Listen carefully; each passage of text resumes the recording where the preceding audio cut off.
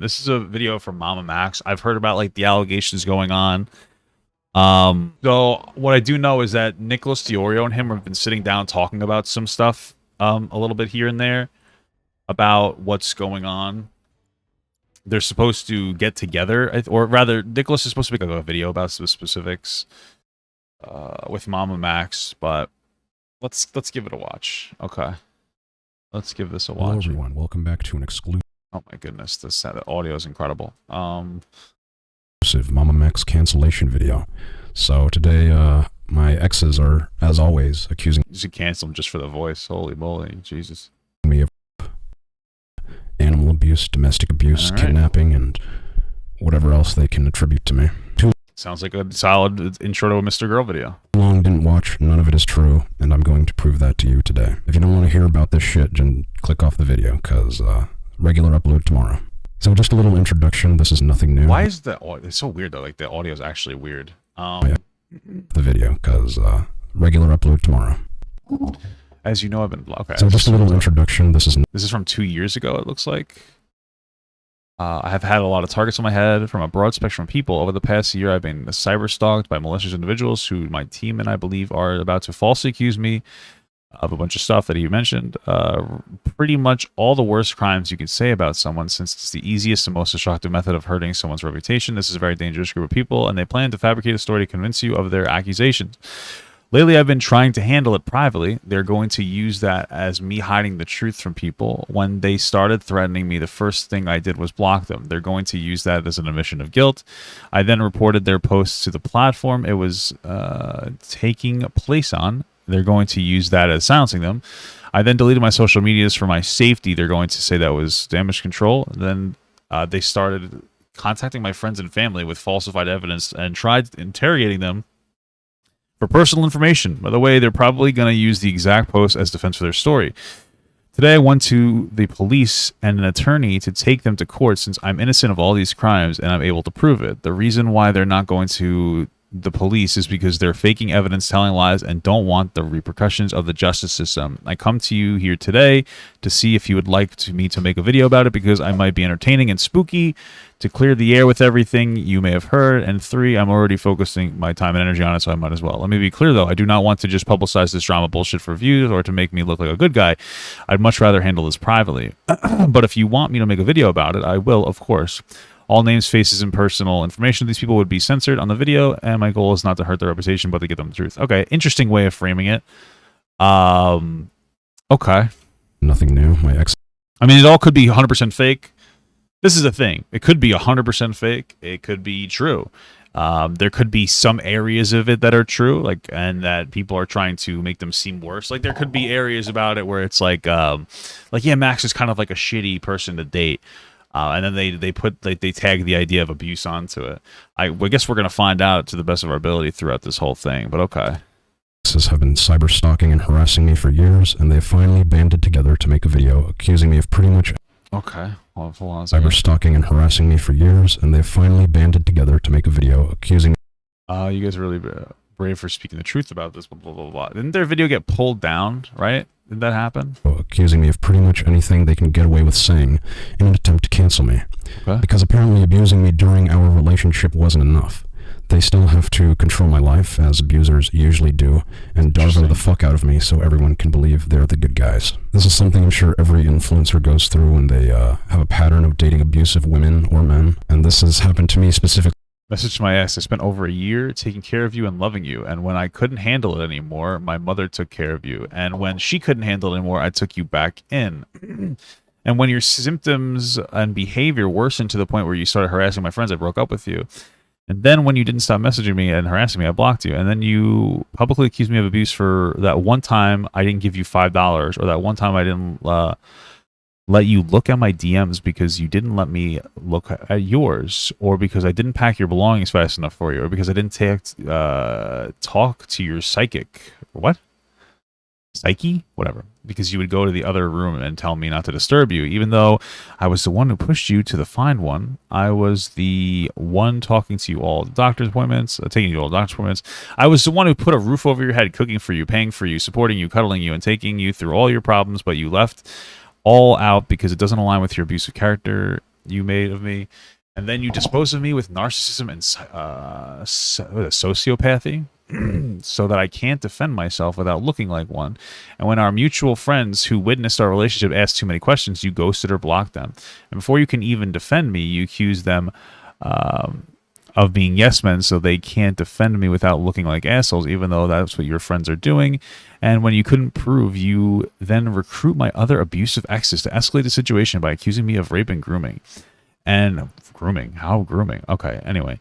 And when I finally defend myself, you accuse me of Darvo and playing the victim. Even I don't know what Darvo is, even though that's what you're doing. And when I show you, okay, so this seems to be mostly about deflecting. I will say it's interesting that his argument is that he keeps getting into abusive relationships. I mean, I guess it kind of makes sense. Unfortunately, some people who are the targets of abuse tend to gravitate towards people, right? Like everybody has a type, unfortunately. And so it's possible. It's also possible he's obviously like reframing this in a way that's more beneficial to him, but it is still possible that he's dated multiple people who were, you know, abusive in some capacity. Okay. Multiple times. I have addressed it multiple times, and they will not stop. I'm going to be addressing them one by one because they are all individual people. The truth about MamaMax. Is this video removed already? I think this video is gone, right? Oh, it's still up. Oh, interesting. Okay. Well, are we going to dive down this rabbit hole? Maybe we should dive down this rabbit hole here and like watch this video. The truth about MamaMax abuse and lies. Okay. Well, okay. Yeah, sure. Let's do it. For everybody that's new here specifically for this video, my name is Anthony. I am the same Anthony that is dating Haley, one of the 3 women in this particular video that is sharing her experiences with MamaMax.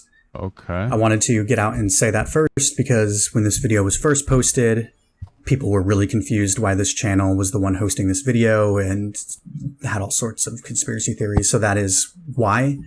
I am directly involved in this situation. I'm listed in the police reports. So just to be clear, that is why I have been involved and why I've posted this here. I also wanted to update all of you on why this has been re-uploaded. And it's because the first video was taken down on July 27th, late in the evening. The day before, I had received 3 privacy complaints that YouTube had emailed me about, with varying timestamps throughout the video. It was about 11 minutes of Haley's story was claimed, or, you know, there was a privacy complaint, and then a portion of Lucy's story as well. Those segments covered almost entirely Haley's background of Max, from, you know, meeting in high school, going through UNT. Thanks for the raid, brother. As well as Lucy's discussion of Max's birthday and name change, and his ID. So all of those things have been blurred in this video. His, you know, new name on his ID, his graduation date at high school, so on and so forth. The reason why those were so important to us to include in the video is because of the statements that Max has made in public and other places. For example, his graduation date and his birthday. He's claimed publicly a number of times that he is different ages. He claimed privately to some of the women on this video and others that he was a different age as well. He's claimed in the past that he was 18 when he was actually 20 and that he was born this year or that year. So showing his birth date was important for that reason. In terms of his ID, everything was censored except for his city, his name, and his birth date. But now I have covered all of that. In terms of his name, the reason why it's important for us to show his first name and last name as it exists now is because on Craig's video that was posted a few months ago, supposedly debunking these claims, he mentioned that anybody could look up his name and see that there's no police reports filed against him. That was disingenuous because he's changed his name since the police reports were filed. So anybody who knew his real name as it is today and went looking would not find anything, which is why it was important for us to show his ID and compare it to the police reports and how he was, listed and named throughout high school and Haley's experience with him. I think that's all the forward that needs to be said about this particular video and its re-upload. I also just want to say that we will be putting together a more short-form, condensed video that's maybe 10 to 15 minutes long, summarizing these claims, the allegations that we're making, and which ones that we believe are specifically criminal, which we are looking to take through civil litigation, and which further just highlight Max's character and his pattern of abuse. So hopefully we can get that together soon.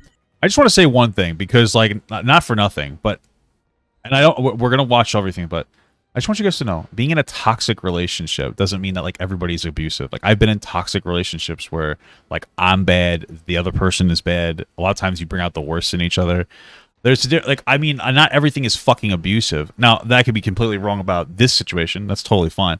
I'm just saying, I feel like on the internet, it's like it's like, oh well, he used to yell at me sometimes, like, or she used to yell at me sometimes, or this person used to, and it's like, yeah, those are bad things, but that doesn't mean that like, oh my god, you're the most abusive person. Like I just want you to know, most relationships people are in aren't going to be great because they're not with the person that you're supposed to be with, or like that you're necessarily super compatible with. Sometimes people engage in like bad relationships. Sometimes they do get legitimately abusive. But I just wanted to bring that up for context. We also are working to get 2 other statements together from 2 other women who have not been involved in this video just yet. Their stories together and post it as quickly as possible. Which actually I should also mention that in working on that shorter 15-minute video, I hope to supplement some additional information and screenshots and details that we have that were either overlooked or just were not included in that first video for a number of reasons. There was a lot of questions and comments about certain things that we have responses and answers to. So those will be included in that video as well. Thank you all for taking the time to listen to this forward and for being here to listen to the stories. Please do so with an open mind and an open heart. Thank you. Okay. All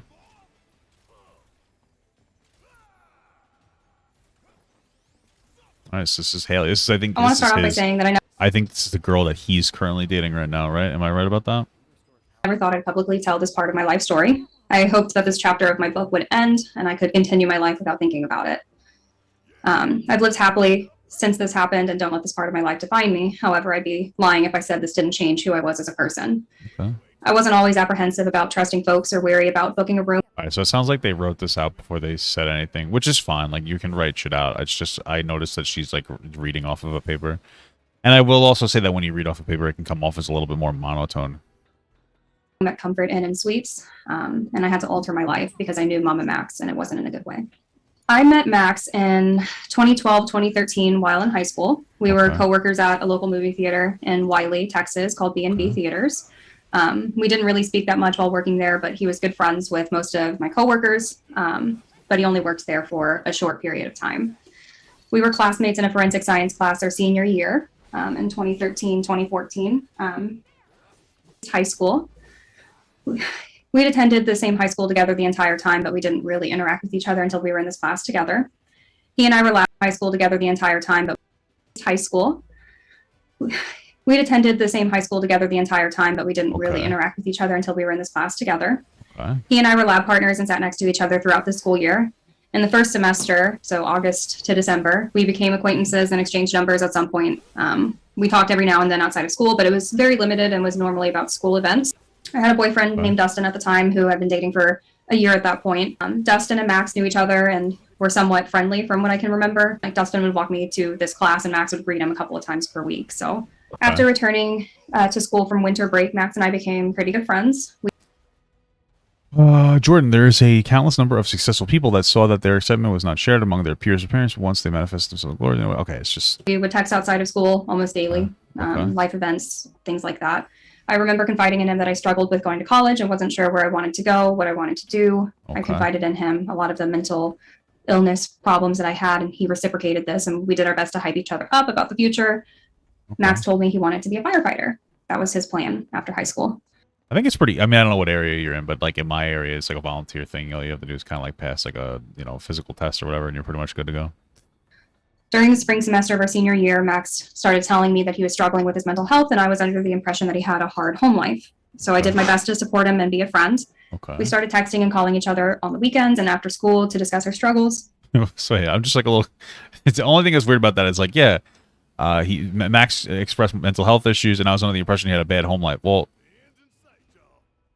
obviously a bad home life would contribute to mental health problems, but like, why is that like why does that matter? Unless he was like, yeah, I have a horrible home life, and he was just like lying about it. What is the, okay, all right, whatever, all right. We would send each other songs and videos that made us laugh or smile. We were pretty much best friends at this point, but I was concerned he may have had feelings for me that I didn't reciprocate. Okay. Before prom, I asked Max if he would be going or bringing someone with him. He was kind of hesitant to answer, but ultimately told me that he wasn't planning on going. I encouraged him to go, and he could ask my friend Reagan. Reagan was a friend I had in high school, and she told me that she's very white. she thought Max was cute and how she didn't have a prom date, so I thought that they would be a good match to go. Okay. So Max agreed that he would take her to prom as long as I was going to be there, which I told him I would be with Dustin. Okay. This video is of Max asking my friend Reagan to prom in 2014 May. Oh. Are you nervous? At all? Excuse me! Is that Reagan? Reagan! During prom, Dustin. All right. Well, he's one of those guys. Those weird cringe guys. That fucking shit's so annoying. Okay, whatever though. It doesn't really matter. Just because he's a little bit cringe, just there's nothing illegal about that. At least not yet. Not until I become president. And I met separately from the rest of our prom group that Reagan and Max were in for photos. Dustin and I did photos at my house and at his parents' house. And then we all met up at a restaurant in Plano called Spaghetti Warehouse before we headed to prom. Okay. I told Max there that he looked nice in his suit. He was wearing a white tux, and I, patted him on the shoulder, like the back here, and said, "You look nice." After this, we went to prom. Okay. Reagan told me a few years later that Max talked about me the whole time, asking why I wasn't there for photos, saying I looked pretty. Well, who cares? I mean, he clearly had a crush on you and didn't want to date your friend. Like, who gives a shit about this part?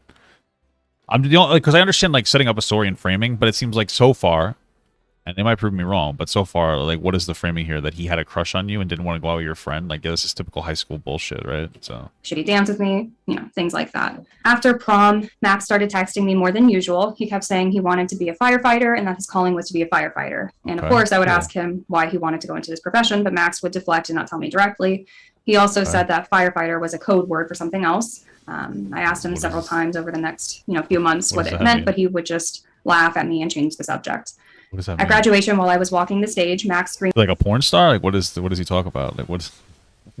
What? Okay.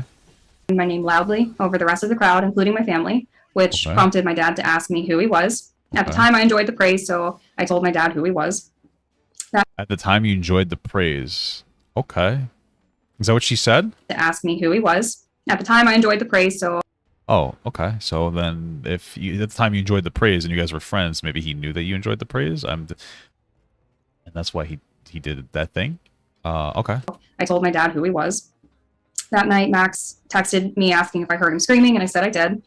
This was the last time we were supposed to see each other, was graduation day, so we kind of talked about how sad that was, that we wouldn't see each other every day in class, and it was the end of high school. You tell everybody, we'll miss you, we'll get together. Oh, a stripper. Yeah, this firefighter being a stripper, that makes sense if that's true. Okay. Things. And obviously that doesn't ever happen, but that was what we talked about. Throughout the summer of 2014, Max and I kept up our friendship and communicated daily. Again, we were best friends, so I told him about everything that was going on in my life.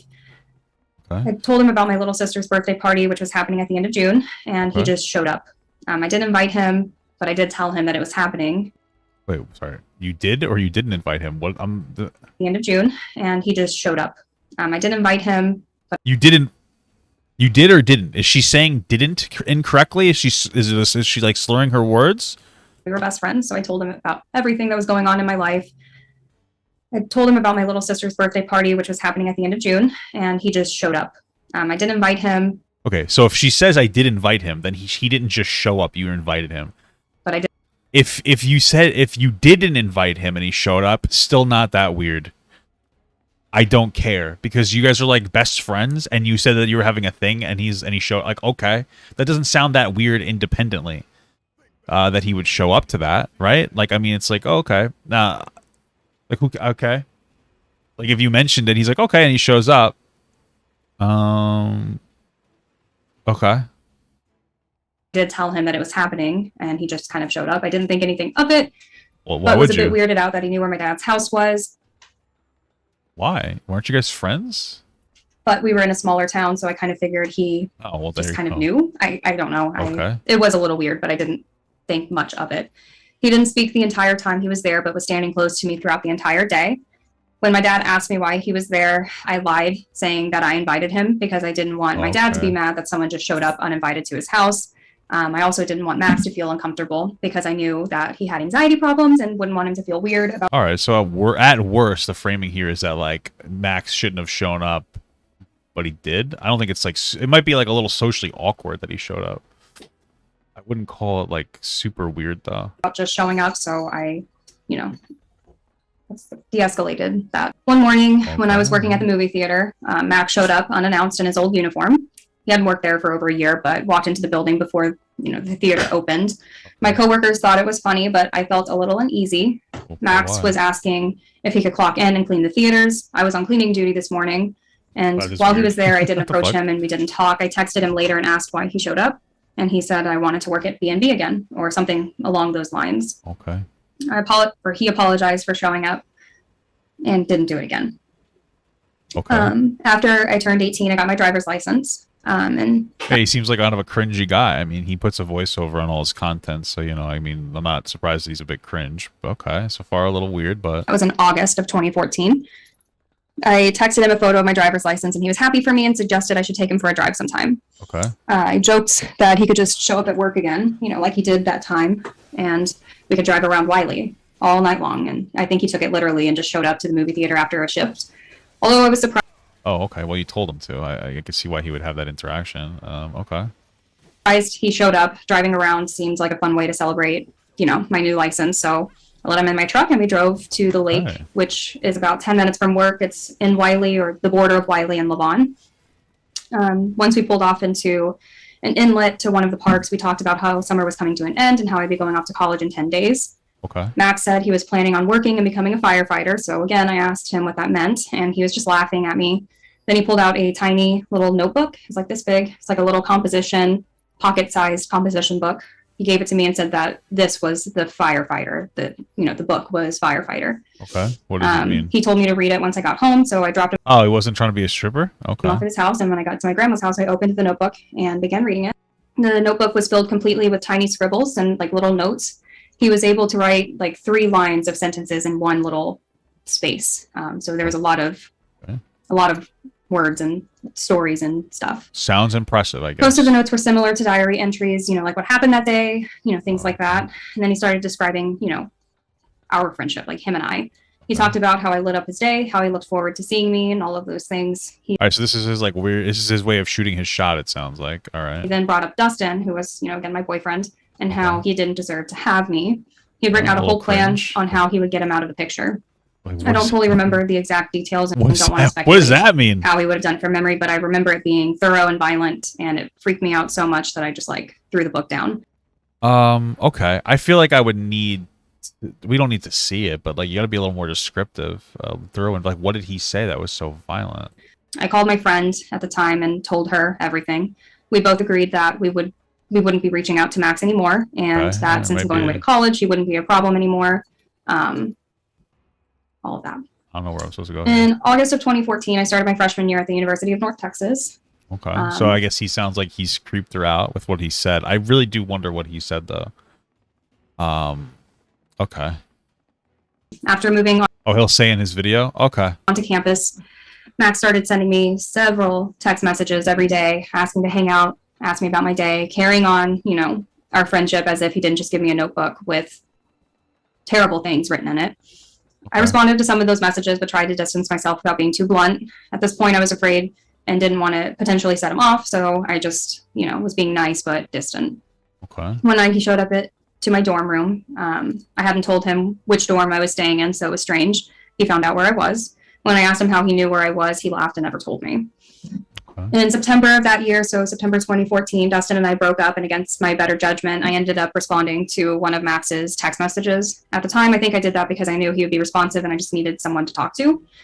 Okay, that is one framing of it. It's also possible that now that you weren't with Dustin, maybe you were potentially... I mean, like, if... I don't know. Like, that's totally possible. But what if... But if this was such a red flag, why would you talk to him if you felt so uncomfortable? Doesn't really seem like the best choice to go with, right? It's a lot of back and forth between like he really creeped me out and like, oh, I liked him as a friend kind of a thing. So you broke up with Dustin and then you gave him the time of day, but we probably shouldn't have. Like, I just don't like the excuse of like, well, I only messaged him because he would be responsive. Okay, well, if you thought he was a big red flag, you shouldn't have messaged him at all. So it's possible you thought. That's also possible that you were like, maybe I'll give Max a shot. It's just like a lot of shit everywhere. He responded with feigned concern and was obviously turning the conversation towards me and him. Okay, Reconnecting. well, you knew he liked you, so why would like what was your expectation? I'm just curious. And this occurred for 4 or 5 days, maybe a week. Okay, so I started talking to my now partner Anthony in mid-October, like beginning October, mid-October. Sounds like it does sound a little bit like she friend zoned him. There. Anthony and I attended the same school since 5th grade and had many of the same classes, and he knew who Max was. Okay. I told Anthony that Max had been acting weird since I'd moved away to college, and Anthony suggested I cut off all contact with him. Okay. I was stubborn and told Anthony that Max was a friend and I couldn't just cut someone off like that. In my mind, I felt I needed to find a nice way to tell him that his behavior wasn't okay. Still at this point felt responsible for his feelings since we had been so close previously. I felt that it was my job to nicely cut that off. Okay. At the end of October, Max called me and said he was in town and that he wanted me to meet his older sister who lived 10 minutes from campus. Max told me that she was a psychology major like I was and that she would be able to give me advice on and options after school. With the potential of meeting someone like her who could give me advice, the fact that we would have been in public or the very least with someone else, and with the hope to have a conversation with her who lived 10 minutes from campus, told me and said he was in town and that he cut that off. At the end of October, Max called me and said he was in town and that he wanted me to meet his older sister who lived 10 minutes from campus. Okay. Max told me that she was a psychology major like I was and that she would be able to give me advice on and options after school. Women are always psychology majors, am I right, guys? With the potential of meeting someone like her who could give me advice, the fact that we would have been in public or the very least with someone else, and with the hope to have a conversation with him and sort of bury the hatchet, I decided to accept. All right. Well, I mean, if you thought he was a well, I guess you were saying you don't want to cut him off, but I mean, like, she's also a major. It means that she's a nothing, right? Like, I mean, being a psychology major is cool, but I mean, if you think that you're going to get profound advice from somebody that has the same education as you, okay, whatever. All right. I felt a sense of loyalty to Max, having been friends over the previous year, and I hoped he would see friends, so how he was acting and what he had done was not okay, and that we could somehow move past this and be close friends again. Max picked me up from my dorm room and drove about 10 minutes away to a nearby Comfort Inn and Suites, which was off the side of the highway. It's Interstate 35 in Denton, or Lake Dallas, I think technically is the city, and pulled into the hotel parking lot. I asked him why we were at the hotel, and he said he had booked a room for us for the night. I was shocked, and honestly, I couldn't move or even really speak. I started to panic just sort of shut down. I couldn't find the means to run or object to anything. Max run. What? Okay. Opened the car door for me, and he took my hand, guiding me out. He led me into the side door of the hotel, and the room that he had booked was right off that side door. Once we got into the hotel room, there was only one bed, and that's whenever I started to cry. I asked him if he'd be mad if I left, and Max was laughing and said that we were just here to hang out and to catch up on our lives. Okay. He was standing like in the doorway and wouldn't let me walk past him. Anytime I tried to get out the door, he would hold my shoulders or my waist, and he would just stop me. All right, so this is honestly, I can't remember all of what happened that night, as I've done all I could to forget and move past this memory for years, but I do know that I was scared and that I was held against my will for hours.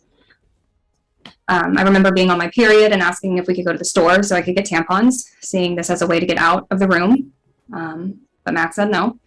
I ended up sleeping without a tampon or a pad that night because he wouldn't let me leave. I remember telling him that I was talking to a new guy and that we had plans to watch a movie that night. Max said that I was lying about the movie date and continued talking about his mom and his sister. I eventually was crying so hard that I just fell asleep. I woke up to Max's hand in my shirt. He was like rubbing my back all the way down to where my shorts were, and his fingers were inside of my shorts. Okay. I rolled over and asked him what he was doing. He just kind of smiled, super creepy, and said that he was watching me sleep. I looked at the clock and it was 9:42, and I told him I had a 10 a.m. chemistry class and that I had to leave. Max agreed to take me to campus for class, but he didn't agree to let me leave for any other reason. I was stuck in that hotel room from 8 p.m. the night before until 10 a.m. the next morning. I didn't tell anyone about this until years later. Okay. All right. Yeah, that's pretty fucked up. If it's true, of course. I'm going to see what he has to say. But yeah, that's pretty fucked up. It sounds like from what she's saying, he put her into like a room together and wouldn't really let her leave. And then like touched her in her sleep, which would be rape. He raped her in her sleep, right? So, okay. Obviously, we're going to see what he has to say. Okay. After this, I did not respond to any calls, texts, or emails for several weeks. Max would ask me if I was okay, how my day was. He'd tell me to be safe. I didn't respond to any of these messages. In December of 2014, I was closing at a restaurant that I was working at called Cowboy Chicken. And when I looked outside the window, I saw Max's car. I called Anthony and told him that Max was at my job. Anthony came and picked me up that night and told Max to leave us alone. Max was upset that I had started dating Anthony and accused Anthony of taking me away from him. Okay. After this night, Max texted me repeatedly asking why I chose Anthony over him. I continued to ignore the messages. He messaged me in late December, early January, can't remember when, saying that he was at my college campus, and I responded and said that I'm not there because it was winter break and I wasn't there. Max didn't reach out to me for a month or so after this. He said he was in the military and doing basic training in Arizona. Okay. I told him that was he actually doing that? He should focus on that, and he didn't respond. So I figured that would be the last I'd ever hear from him because I was pretty blunt about it. He started messaging me again in March of 2015 with really vague and ominous messages like, be safe, don't believe what they say. Anthony was also getting messages such as, keep her safe and you don't realize who you have, but we just ignored them and assumed Max was like on his shit again, right? Okay. Max texted Anthony early one morning. It was like after 2, before 5, like between 2 and 5, with a link to a video and a message that said, thanks, Anthony. In the video, Max was cutting his wrists. The video was posted on Anthony's Facebook page and he was tagged. Several of my friends reached out to me to ask what was going on. The fuck? Anthony called emergency services to do a wellness check. We didn't hear from Max again until the summer when he wrote me like a 7 or 8 page letter saying how much he regretted joining the military. Okay. I guess they're linking people to go watch things.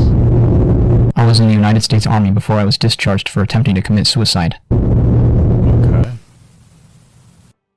As far as I know, his military career was only a few months long and ended with that suicide video, or attempted suicide video. He told me about how he loved me and wished we were together. I didn't respond to it, nor did I keep it. I burned it in my grandma's backyard, actually. For the next 4 years, Max would intermittently find his way into my life. He left a coffee and a rose on my grandma's porch with a note saying, sorry for being a bad boy. I wasn't even living there at the time. My Nana called me and was really worried about it. He showed up at the Walmart near my apartment after I moved off campus, which was an hour away from his mom's house, who he was still living with at the time. He randomly showed up at an old friend's house to ask about me and crashed on their couch, which was hours away. It wasn't even that she lived close. She was going to college in like South Texas, and he showed up there. He sent Anthony an apology letter through Twitter. Okay.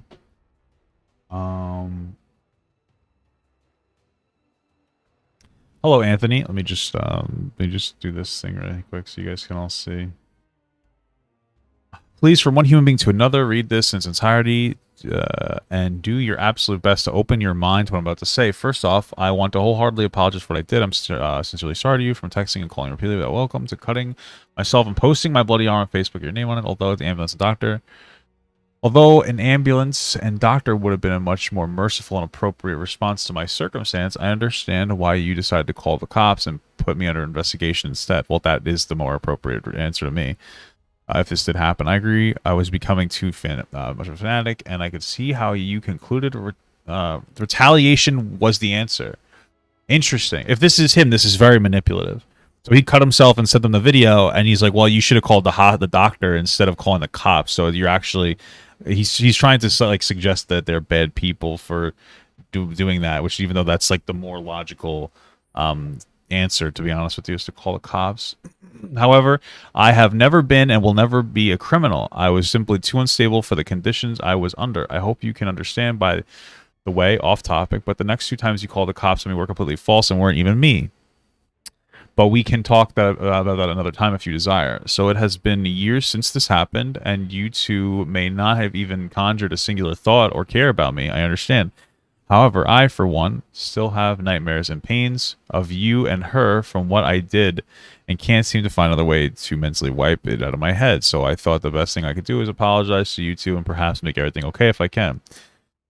I know this may be asking a lot, but please try to realistically put yourself in my shoes, Anthony. Pretend my exact same situations happened to you. From what you see, Haley, whom I'm sure you love, moves away for a while to go to a different school in a different city. You start talking exponentially less to each other, each more Each day passes until you're reduced to a few text messages a week.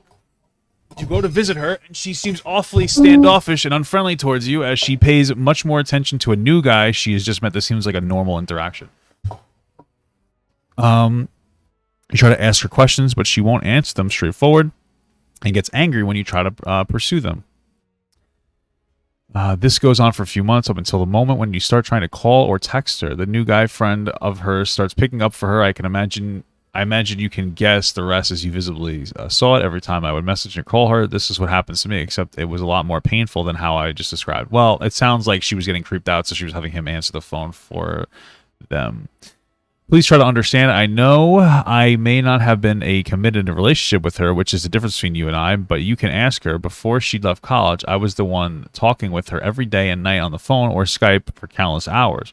I was the one who took the time to learn the secrets and know everything about them so I could better understand and comfort her. I was the one who offered to fly her out to Alaska or New York or wherever she wanted just to make her happy. I was the one who would constantly buy her food and clothes and gifts to make her feel better. So there's two aspects here. One is that like she might have been taking advantage of him. The other is that he might have been what do they call it? Love bombing her to try to get her to like him.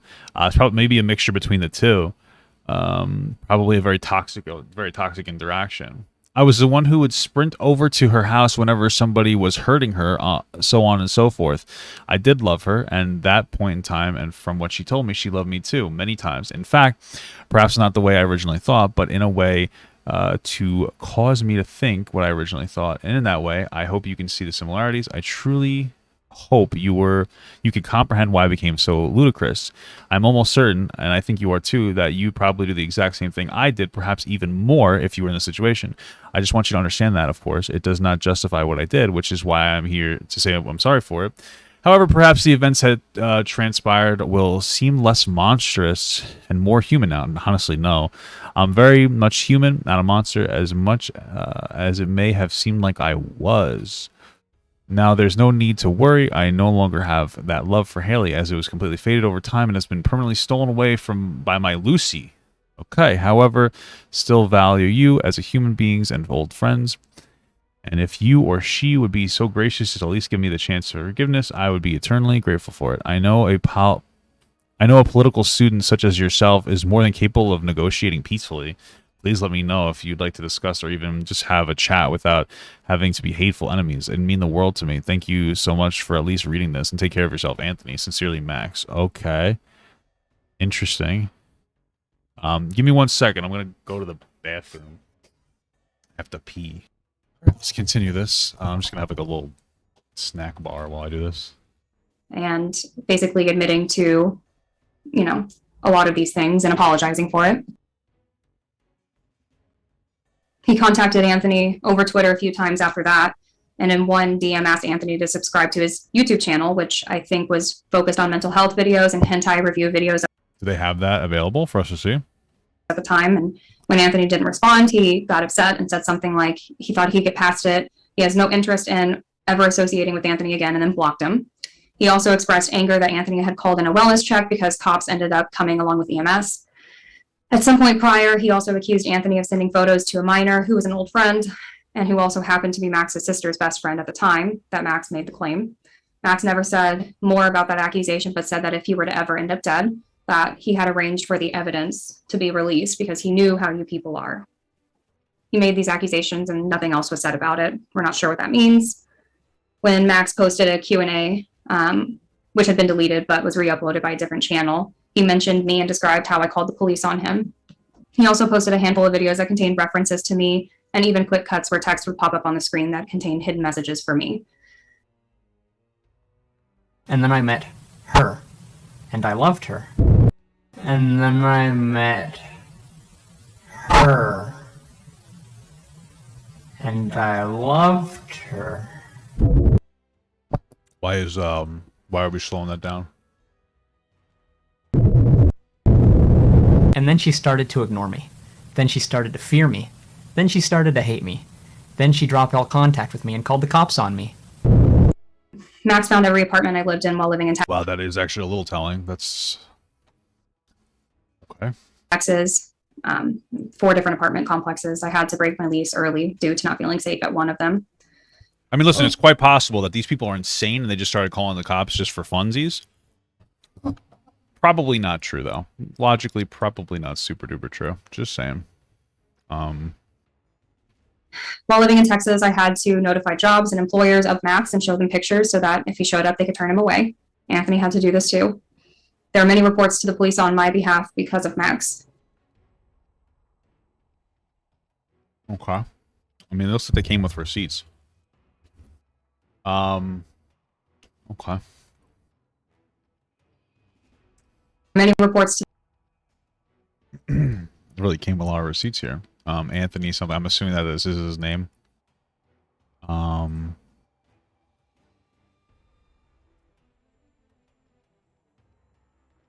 Okay. Yeah, okay.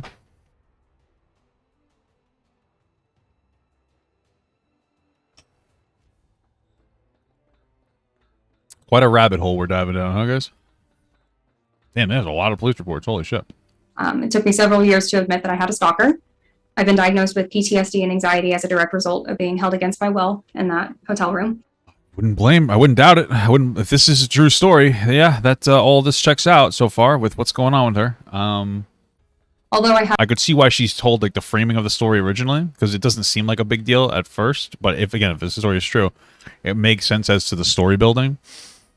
Because like now you look at these actions that are like somewhat normal for most other people to engage in, and you go like, wait, this is like a little fucking sketch now that like it's happening in this capacity, you know? Haven't had direct contact with Max since 2019. The repercussions of his actions have stuck with me to this day. I've had to go through several rounds of therapy to learn how to cope with the triggers he created, and it is still an ongoing process. I honestly thought I was done dealing with Max for the rest of my life, and believe me, I want to move on from this more than anything. But when Max and many of his fans and other content creators are denying the claims of women who have stepped forward, are harassing them and their families, and are making a joke of this whole thing, I can't stay silent and pretend I didn't go through what I went through. I survived the abuse of MamaMax, Max Harris, Max Stryker, Maximilian Murdoch, Maxine Rasmussen, or whatever other name or alias he wants to go by. I believe every single person who shares their abuse story about him, and I hope you do too. It makes sense for her to believe everybody. But like, here's the thing: is that this sounded very credible. We're gonna see what he has to say about it. This sounded very credible. What I will say though is that there are some people who are opportunists who like jump onto the backs of like actual survivors and victims of particular struggles and say, "Me too," and then they end up invalidating the entire thing because of that, right? And that's where, I mean, let's hope that this doesn't go in that direction. My name is Lucy. All right, so this is Lucy. I guess the question here is do we want to, let's watch this whole thing and then maybe we'll watch the whole Mad Max thing, MamaMax thing. You probably know me as Twigs. I used to go by, as well as Max referred to me as Lulu. My handle on Twitter used to be like Detective Twigs or just Twigs or King Twigs. I don't know, a shit ton of them. Anyway, I dated MamaMax when I was a minor at 17. And he was from 2016 to 2018. How old was he? So when I first met Max, he told me, like online. I'm in Australia and he is in Texas. So How old he was he? in Texas at the time. I'm not sure where he is now, but yeah. So we met online, obviously on Twitter. I think it was. Okay. How old was he? I was 17 at the time. And so he was? My birthday is the 24th of October, 1998. And he was? So at the time I met Max, I was 17. Okay. And what? I have some. How old was he? Obviously, like I've deleted Discords and. Jesus Christ. Okay. Is this guy actually 26?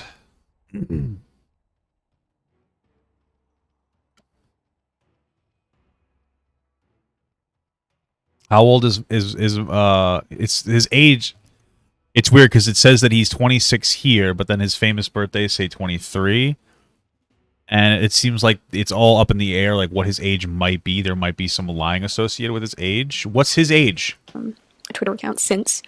But we have some screenshots of people on Twitter, like Okay, how old is he? referring to us as a couple, and that we were dating. And we also have. But how I think old it's was in he? July of 2016, where he says he wants to How old was he? cream pie me, which, you know, is sexual activity as a minor. At the time, he told me he was 18. Okay, how old was he? That he was born 1998, the same as me, because I was turning 18 that year. Was he? Which we know is incorrect now. His ID is from 1996. So he was 20 and you're 17? Bro, shut the fuck up. Bro, stop. Can we not? So he was 20 and you were 17. Is that what you're telling me? You're telling me grooming? Go fuck off. I'm not trying to be rude. He might have been a real piece of shit to her, but I'm so tired of it was grooming. That's not grooming. That is a pretty acceptable age gap for most people. And like really anywhere, you'd struggle to find somebody who'd say this is like really wrong.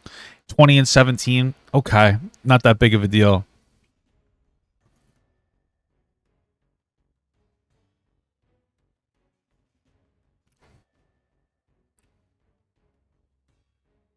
I just, oh my god, I'm so fucking I'm like so tired of like this, like, oh, grooming. You weren't like, listen, bro, it's really difficult to groom somebody of like a legal age, because like the definition of grooming is like really methodically setting somebody up for sexual exploitation. You can't sexually it was legal for you guys to have sex, so I don't really know that you can make the argument. You guys were within like a consensual age range, so I mean, yeah, okay. So he told me he was 18. Okay, and he was 20. It wasn't until after I turned 18 he told me he was lying about his age and that he was actually 20. Okay. So he not only, you know, lied about his age, but dated me as a minor. I figured, because I was naive and young, that if he was born the same year as me, it doesn't really matter. You know, he's just turned 18 and I'm turning 18, so it was fine. But yeah, he was actually lying about his age and didn't tell me until I was actually of legal age. So he did that on purpose. Hold on a second. I just want to see something really quick. Is she actually from Australia? So the age of consent in Australia is 16, which I think is low, and the age of consent in Texas is 17. So by like every metric, what they're doing is completely consensual. I don't know what you want me to tell you. I'm sorry for laughing. This is so fucking annoying. Like if you think that it's wrong, that's fine, but understand that society is against you on it, and you need to advocate to change the system than over like these just individual behavior. 1720 is not a big deal. I really don't care. Okay, so what do you like? It is bizarre. He lied about his age and made himself 2 years younger. I don't know why he would do that, but there was no need for him to do that. Okay, this is ridiculous, bro. The first girl came out the gate with like really strong shit too. Now I want to light myself on fire after this part. He was talking about flying me over to Texas before I was 18 as well. Like as a minor, he was talking about flying me internationally to see him. Can you just give me one more time? Can you let me know if you were a minor or not? Because I would really like to know. He obviously was only planning to do that after I became an adult. And I just wanted to note as well, there would have been, I don't have any proof of it, obviously, and even if I did, I couldn't show it, but there would have been child pornography in that case. What do you mean? What? Being shared, obviously, Snapchats and yada yada. Oh, I don't care. So, like, if it is legal, if it's legal for a 17 and a 20-year-old to have sex, I don't care if you guys are sharing pornography. I just don't. Like, I mean, like why would I have more emotional anger for that behavior that isn't as intense, right? So like, oh, it's legal for you guys to have sex. Well, he also showed me pictures. Okay, like I mean, like you guys are in a consensual age range. Like, why would that really bother me too much? You could be like, well, it's illegal. It's like, okay, so is marijuana, but I'm not gonna fucking melt down because alcohol isn't as bad as marijuana. You know what I mean? Or alcohol is worse than marijuana, and yet that's legal. You know what I'm saying?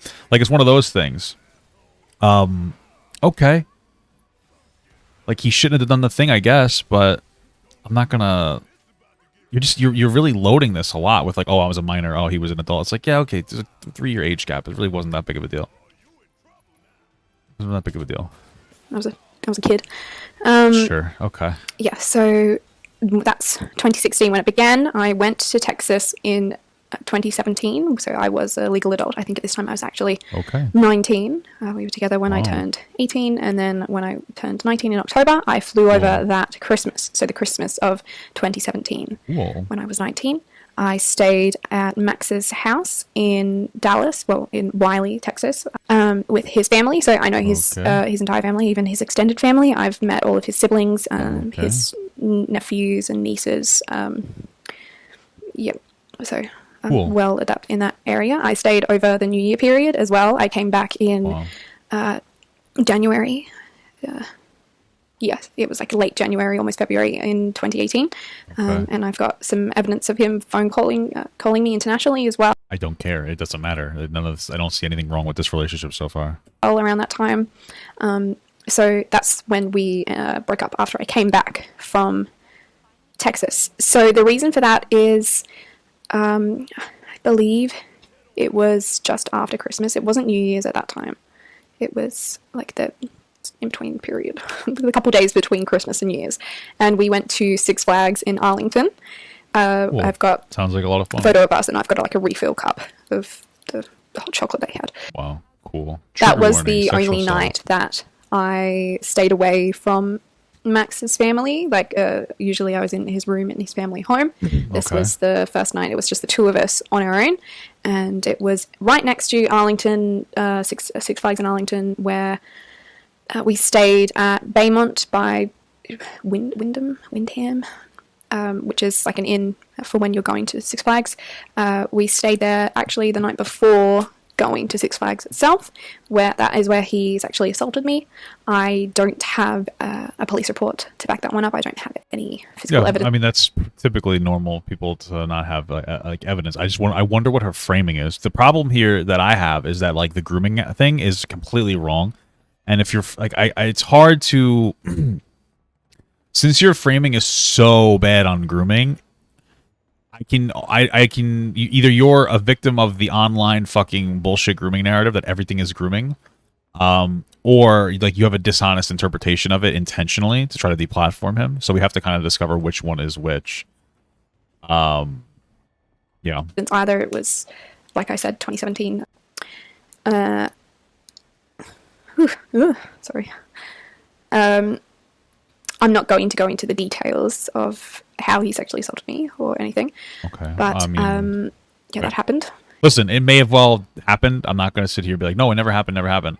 The thing is like it's hard to be so vague in this instance. Like it doesn't, like it's just difficult to be so vague, and then like especially with the incorrect application of the word grooming is difficult to now be like, yeah, you know what, and just take your word for it, because you kind of hurt your credibility a little bit there, because you weren't groomed. I just want you to understand that, right? I think that we just have to understand this. Like you weren't, like, it's so it's hard to kind of take the word for it at this point. But okay. And I was scared and embarrassed to not report it, and also okay. Well, I was embarrassed because obviously I've been involved with this man for years online, and went over internationally to see him, and I just thought, God, I'm so stupid. Like, I almost deserve this because I was so dumb. You know, like I thought that's what I deserve. Obviously I didn't, and no one does. So I didn't do anything about it. I just waited until my flight to go home, and then when I was safe back in Australia, I ended things with him, which is in the 2018 when he's tried to call me internationally, because I cut him off completely, pretty much. I just wanted to make note of a couple of things as well about Max's narcissism, is that in evidence to back that up, he will never go to the women that he's seeing. They always have to come to him. He will pay for that. That's fine, because he is isolating you. He will... I mean, it's possible. It's also possible that he just calls them and like brings them there. I don't know that I don't think that on virtue of that you can say that like he has to be an abusive tactic. I'm not saying that it couldn't be. I'm not saying that it's not. I'm just saying by itself it's not like enough to be like, yeah, this is definitely like an abusive thing. So Oh. Like, obviously for me, he paid for my flight to go to Texas, so he could, like, obviously afford to come over here, but he didn't. He wanted me over there so he could control me and isolate me, and obviously I couldn't drive at the time. I couldn't drive in America, so I relied on him for that. I relied on his family, and I relied on his place and his space. So it's a control factor. Maybe. You know, for someone that says they... Fundamentally, it's not, right? So, like, fundamentally, it can be, but it's not. And that's the problem, again, is that, like, the framing here with grooming kind of, like, sours her credibility. Which is unfortunate, because she may really have, like, a trauma, but we just... The credibility is kind of soured here. have and these are very, like, serious accusations to leverage against somebody, so you can't just be like, yeah, let's take it. You know, you have to take these with an incredible grain of salt. And it's one of the really... It's unfortunate, because there are probably a lot of people who have experienced, like, trauma, who get, like, they get grilled on what happened. You have to tell me, you have to, and you do. It's just unfortunate that we have to grill people, but, like, we do. You know, so much money. I don't know why he doesn't fly out to see these women. Okay, I mean, well, I don't really think it matters obvious that much. He wouldn't sacrifice any of that for anyone. It's all about himself. If I had a lot of money, I wouldn't go to other people either, probably, unless I really wanted to go to that country. I'm just being honest with you. I just wouldn't give a shit. You know, if he, like, because the thing is, it's like, okay, so, hey, I'm paying for it. Oh, okay. So you come here? Yeah, sure, if you're going to pay for it. You know what I mean? It's like one of those things. It's like, what? We're putting a lot of expectation on them. Again, it could be used as a tactic, but you know, I'm just saying. Sorry. But yeah.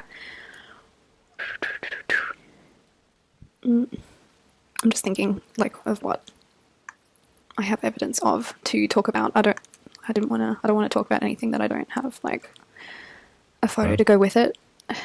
You can cut that out. It's fine. I mean, you can do whatever. Sorry, I'm so nervous right now and hungry. I'm gonna go get sushi in a second. Fantastic. I'm just loading up the Google thing. Oh, I guess they, or she expected them to remove some of this, which would make sense.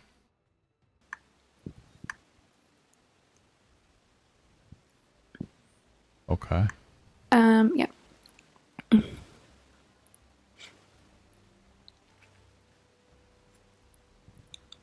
Okay, never mind. It's not loading. I'll just leave it. Probably should have edited some of this out there. Okay. So yeah, I've shown evidence that I was a minor. We've got evidence of him dating me as a minor. I've shown my ID with my... But none of this matters, because he was 20 and you were 17. So, like, this whole, like, I was a minor thing is... It's not... It doesn't do anything for you. It doesn't establish anything for you at all. My date of birth on it. Because now it's like, okay, when she says he sexually assaulted her, does she mean because he forced her to have sex with him? Or is it because he had sex with her and she was a minor? Although she was an adult at that point. I don't know. I feel like it's unfortunate, but we need details on that.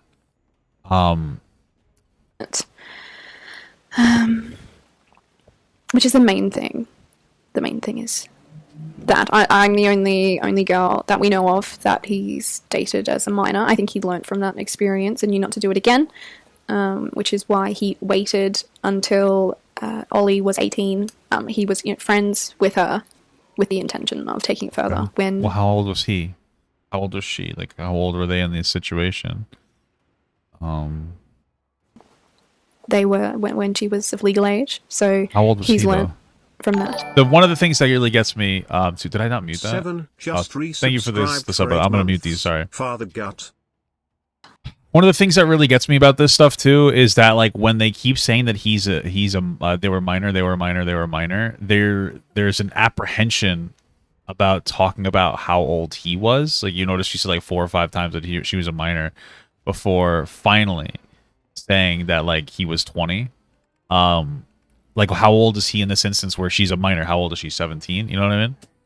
Or it could just be he thought of his image, because he knew that if online they found out he was dating a 17-year-old, regardless of the state's law, he would have looked bad.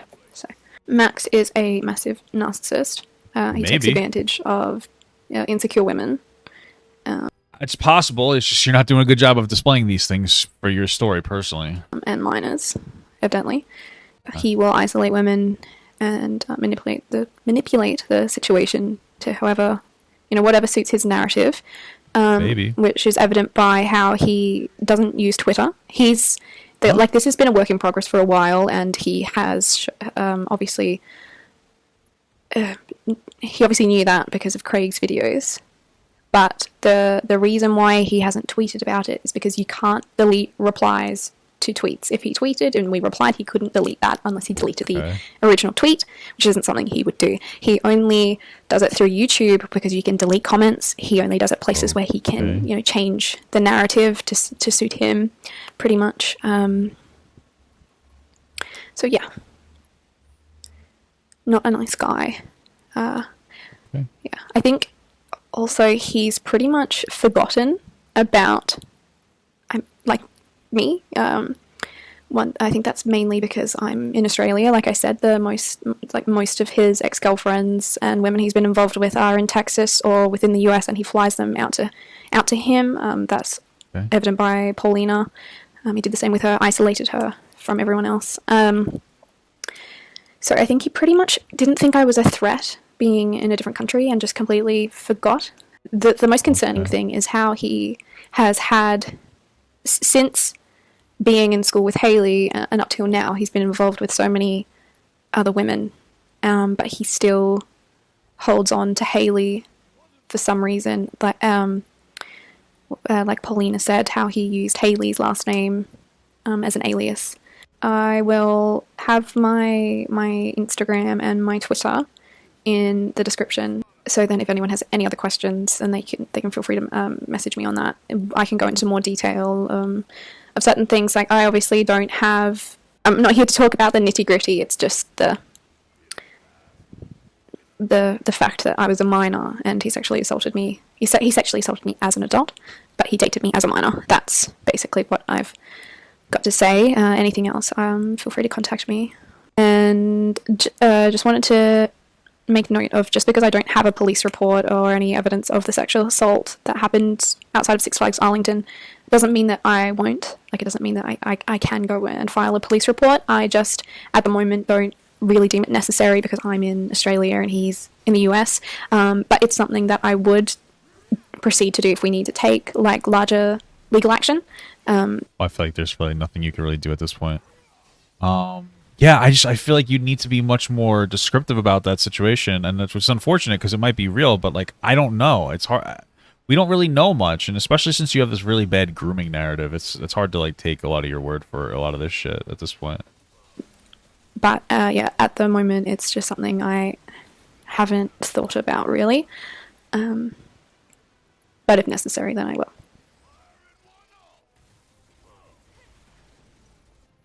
Okay. Hi guys.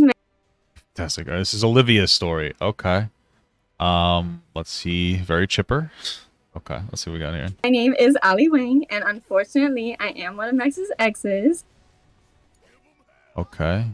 Trigger warning. Let's see what we got here. How did we meet? So I had a friend, and he doesn't want me to say his name, but we had a mutual friend, and then our mutual friend invited me to go hang out with them. And it was me, my brother, my sister, and my friend, and Max, and we all went to Max's apartment. And we met him through a friend, but our mutual friend wasn't friends with him much longer than I was, so he didn't really know him that well himself. Okay. Okay. And then, and I never had a boyfriend before. I just turned 18 when we met. I was only a month 18, and I never had a boyfriend before. I never even like held hands with a boy. And when I had a little crush on Max, he could obviously tell. I mean, like, we were hanging out. We just started hanging out, kind of. I don't know how it really happened. I don't remember how it happened. We just started hanging out because So she was 18 and they started hanging out? Okay. That's good. Our mutual friend. And then one day he came over and it was just us two, and we were in his car, and then he kind of just went in for a kiss. Okay. And then from there, we just hung out a lot and started dating. It's kind of how it works, isn't it? Going in for a kiss. I mean, like, yeah, it's good to get like express consent, but for the most part, you know, usually you'll kind of act on like oh, in the moment. So you went in for a kiss and then you started dating. It sounds like it was consensual.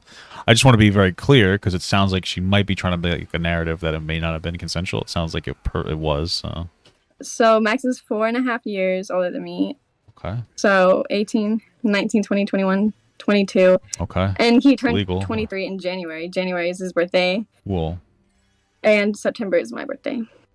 So he's turned 23 because we started dating December 1st. That was our like anniversary date, I guess. And then a month later, he turned 23. Who fucking cares? Like, what is that?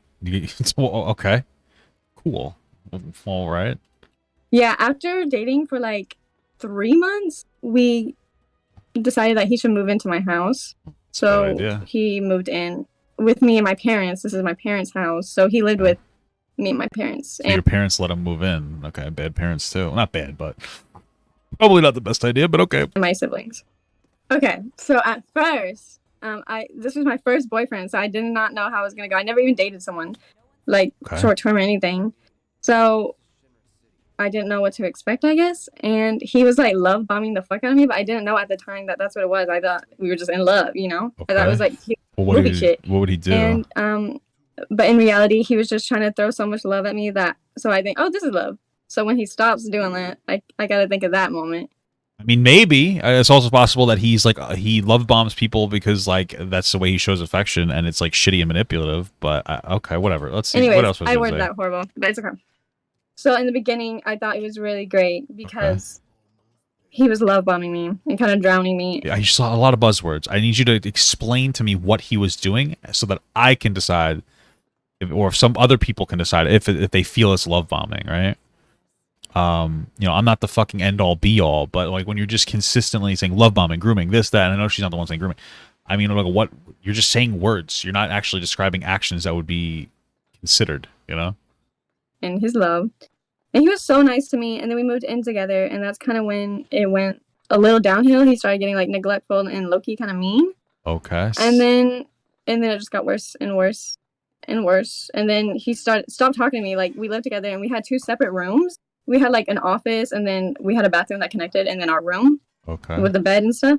And he would lock himself in his office and just sitting there all day. And then when I went to work, that's when he would go to sleep. Literally, he slept while I was at work for 8 hours. Then as soon as I came back home, he would go back in his office and lock himself in there. Yeah, actually, way after we broke up, he admitted that he was watching funky stuff. I don't know what YouTube censors. Cool. He was watching funky stuff all the time. Like what? He had an issue with it. Like he had an issue with watching porn. Okay, who cares? Like, why does this matter at all? None of this is really relevant. Like, what else did he do? He dated an 18-year-old when he was 22. That's what we got here. And they moved in quick. He seems to be he seems to be a less than stellar person to date. Okay. And I think it started because I didn't want to get jiggy all the time. Okay. Well, I guess that's a good thing. So there was a ton of red flags. Okay. So there was a ton of red flags, but again, he was my first experience in this. So I didn't know the difference between like red flags and gray flags. What? Gray flag? Whatever. Well, yeah, that's how life works. You kind of experience things. And one of the huge, probably the biggest, and I should have known this one regardless of being knowledgeable, but the biggest red flag was when I was on my period. Okay. And he was trying to convince me to go rubberless, I guess. Go what? Rubberless? And he was trying to convince me to go rubberless, I guess. Okay, why is that a red flag? He was saying that you can't get pregnant on your period. Like, let's just do it. You can't get pregnant on your period. That's not a red flag. That's dumb. That's dumb. That's a dumb person. Guess what? I also thought the same thing because I was a dumb person. It's not really a red flag. That's just like young fucking dumbass ignorance. It's not a red flag. Oh, it's dude, guys and girls too, but guys want to fuck girls without condoms because it feels better. So he's like, oh, she's on her period, I'm gonna fuck her without condom. It feels so good, right? You shouldn't be doing that, but it's not a fucking red flag. How's it a red flag? But this person so far adds nothing of any value to this story. If anything, we started off really strong with that first girl, and this is where we are now, and it's not great. This is not great so far. I was like, that just seems a little wrong. I just don't believe that. And then he was like, okay, I'll look it up. So he looks it up on his phone. Okay. And he's like, yeah, it says it right here that you can't get pregnant on your period. And then... I mean, it probably is a lower chance of getting pregnant on your period, right? It's not during ovulation, so I guess you just still shouldn't do it just to be safe, but okay. I was like, but can I see it? And he was like, oh, you don't trust me? You don't fucking trust me? I was like, I just want to see it, just for my own reassurance. And he refused to show me, and then like guilt tripped me, saying, oh, you don't trust me. And then I was like, oh, I don't want him to think I don't trust him. So obviously I did what he asked. And and then immediately afterwards, I go to the bathroom and I look it up myself, and it was obviously wrong. You can't get pregnant on your period. And I cried, and I cried, and then I cried. So yeah, I think it's much less likely, though. I mean, I guess we should look it up really quick. That's my understanding. Okay. Can you get pregnant on your period? It sounds shitty if this is true, like it was a little manipulative. It's statistically possible to get pregnant while on your period, but it's less likely in the earlier days of your period. Okay. I won't show you, though, guys, because you have to trust me. I'm just kidding. It's right here. It's whatever. Okay. Yeah, it sounds like he did a shitty thing. That was the biggest red flag.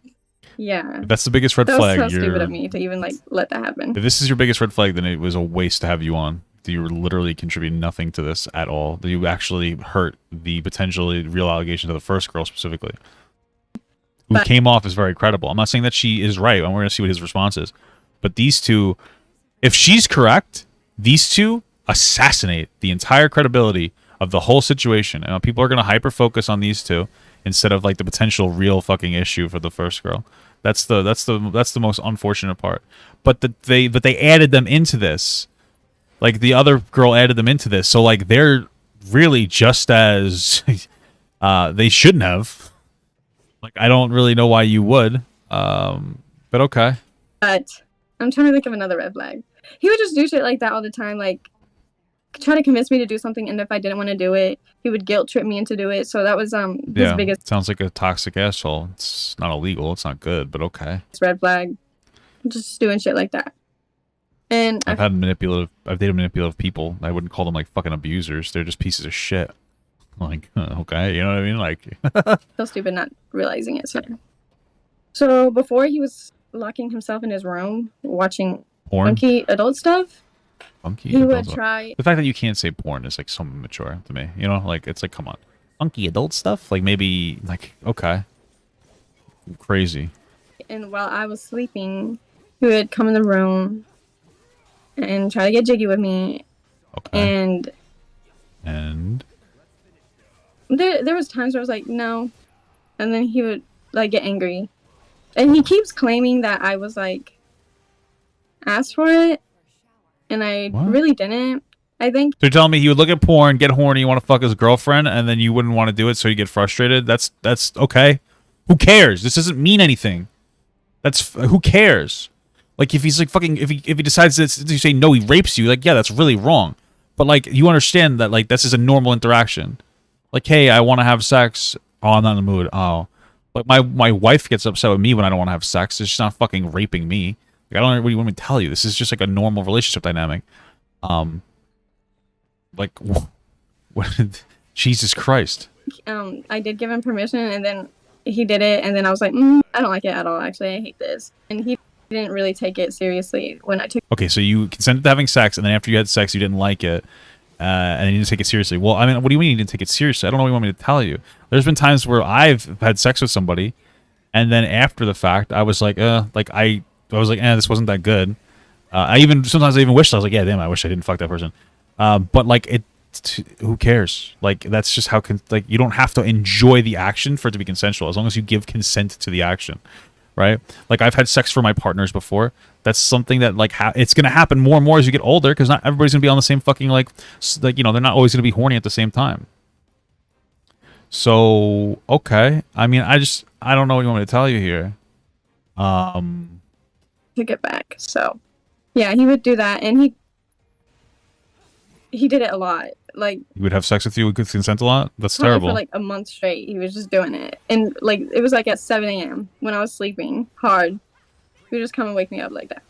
Okay. So. And then you would consent to it. I don't know what you want me to tell you here. Like, what am I supposed to experience? Like, this doesn't look good for you. I just want you to know this, right? You have to understand that. Actually, that's when we broke up and we lived together. When we broke up, and the day I broke up with him, the day right after he moved out, like got all this shit and moved out. So okay, good, but, right? Isn't that a good thing? I broke up with him because he was being so super neglectful. I did not break up with him for the actual things that he did to me, because at the time I didn't realize, and I thought, oh, he's my boyfriend, it can't be this or it can't be that, because I thought it's your boyfriend. But even though it is your boyfriend, girlies, it is still that. Okay, anyways. So he moved out the day after, and then and I felt literally like so much weight was lifted off of me. I was like relieved that I was like, finally I fucking did that. It's pretty normal it's pretty normal relationship. I broke up with a person I didn't really love, and it felt so relieving. Wow, really? I've never heard of that before. Dude, that's pretty typical. That's a pretty typical interaction. Because this is something that was on my mind for a minute, wanting to break up with him, and when I finally did it, I cried like tears of like relievedness. Like I was like, "Fuck, finally!" Okay, I think we've all been there before. Sure. I wasn't really heartbroken because it's something I was already heartbroken over like a month ago in my head. Yeah, and then, that's also pretty normal. That's also very normal. A lot of times, at least one party will get over the other party before they break up. You know, usually that's the person who breaks up with them. And then he kept coming over after a week, and like at like 4 a.m., 5 a.m. And he kept coming over uninvited. I didn't really invite him at all. And I did not want to see Didn't really invite him, but he wanted to see me. Okay, and so you didn't open the door and you told him to leave, is what I'm assuming you're going to say next. Finally, my mom called him and was like, if you do this again, I'm going to call the cops on you. There you go. Good. Because you're coming like so late and they're asleep and uninvited. That's probably the biggest issue. Okay. But then he knew my family schedule. He knew when my parents went to work. He knew when my brother went to work. Okay, but are you letting him in when he comes over? Like, I don't, what do you want me to fucking tell you? Yeah, I let him in. Oh, okay. Well, then what do you want me to experience? You know, like, what do I experience at this point? You're letting him, if you're not letting him in, then the problem's over, unless he tries to like break in. You know what I mean? Like, what do you want me to tell you here? Work, and he knew when I went to work, and Okay. he came at a point where he knew my parents were gone, and it was right before my shift at Subway, and he came in my room and he shut the door and he locked it, like uninvited. And I was just sitting on my bed across the room doing my makeup for work, and I was just like, what the fuck are you doing here? And then he's like, please take me back, Olivia, please, I regret everything, like I'll do better this time, like I promise. And then he was just crying and saying that he wants me back, and I was like, no, I don't want to be with you, like get the fuck out of my house, like this is fucking scary. And then Why'd you let him into your house? Like, I'm just trying to be honest with you. You shouldn't have let him in. told him no. So then he got angry. Like he went from like, I'm so sad, to like instantly when I said no, like he was angry. Did he hit you? And then that's when it got even scarier. Did he hit you? So I had his mom's necklace, and I was Okay, so it sounds like he didn't hurt you. It might have been scary, I get that, but like, okay. so like he was trapping me in my room, so I threw it at him, and then Okay, wait, what? his mom's necklace, and he was angry. And then that's when it got even scarier. So I had his mom's necklace, and I was so like You had his mom's necklace? Wait, so can we assume that that's why he was there? Like, that just sounds like the reason he might have been there is because you had his literal mother's necklace. What are you fucking talking about? It sounds like he was there to pick up his mother's necklace, and you finally gave it. Like, what, dude? What is happening? He was trapping me in my room, so I threw it at him, and then trying to get him out. I don't know why I thought that would work, but then he throws it back way harder than I threw it. Oh, and no. then there's Well, you shouldn't have threw it at him. I don't know what you want to tell you. a box next to my door with like miscellaneous shit, and it had a webcam that he gave me. It was a Logitech webcam. And he threw it at me. He just kept throwing shit at me. And the webcam, he threw it so hard that it broke, like in half. That sounds bad. Yeah, and then at that point, I'm just fucking bawling. And I'm like, get the fuck out of my house. Like, my parents are almost home. I have to go to work. Like, get the fuck. And then as soon as he heard my parents are almost home, that's when he was like, fine, I'll leave. And then he left. Yeah, it sounds like he was having issues with the breakup. I don't know if he threw it at her, at the wall, whatever. It sounds like he has anger problems. It also sounds like she started it. I don't know, but okay, whatever. Keep going here. And then after that, after he left, maybe like a couple of days later, he told everyone I cheated on him, which I never ever cheated on him. I don't care. I literally do not care. None of this matters. This is like childish relationship bullshit. What did they date for 3 months or something? I don't care. None of this is fucking relevant. Who cares about any of this? He called me. He kept spam calling me, and this is when I started working at Walmart. So like literally a week, I was working at Subway. Now I'm working at Walmart. And he calls me on my breaks at Walmart and telling me that he was like so fucking mad at me because I started dating another guy, even though we were broken up, and he told everyone I cheated on him, even though we were not together. He told me he was gonna unalive himself. He told me that Yeah, if that's true, that's manipulative for sure. Unalived our children, and like within the relationship in the beginning, you know, like people like come up with our future baby names, and all the names we made up, he listed them off, saying, "Oh, you killed this baby and this baby and that baby." Jesus Christ. And like, what about like my little girl? Like she's dead. She's dead because of you. That's what he fucking was yelling at me on the phone, and I'm just on my break at Walmart, like fucking crying, because like, how could you say threatening to unalive himself? And I didn't know what to do in this situation, so I think I texted his sister and his mom, and I was like, "Can you check on Max? He's telling me a lot of scary stuff." Okay. And I don't like it. And then after he told everyone, like all of his friends were telling me how big of a piece of shit I am and how they never seen Max hurt like this before. And then I was like, I never cheated on him, and they were like, you're a fucking liar. And then his fans are mad at me, telling me to K-word myself, and it was just a little wild. I never cheated on him. And then Personally wouldn't give a fuck if he did. Like, this is a very childish situation. You know what the crazy part is too, is that This whole maybe story. a year and a half later, the same friend that was like, you're a fucking liar, you're a piece of shit, told me that like, hey, I just hope you know you're right about Max, like he is a piece of shit. And I was like, He probably is. He probably is a real big piece of shit, but that doesn't really matter. There's a difference between being a piece of shit and like a fucking rapist, okay? I literally told y'all that. But whatever. Oh, and something I do want to note is that when we first started dating and he was like love bombing me and shit, he was telling me about how horrible Lucy was and about how horrible Haley was. And he told me him and Haley dated, which Haley told me they never did. So and then he told me that Lucy cheated on him. He told me that Sarah cheated on him. He told me that Haley like led him on and cheated. Well, now you can see the red flags for the next person you date, I suppose. On him. He told me all of his girlfriends were fucking horrible. Okay. And like obviously I believed him because we were dating. Yeah.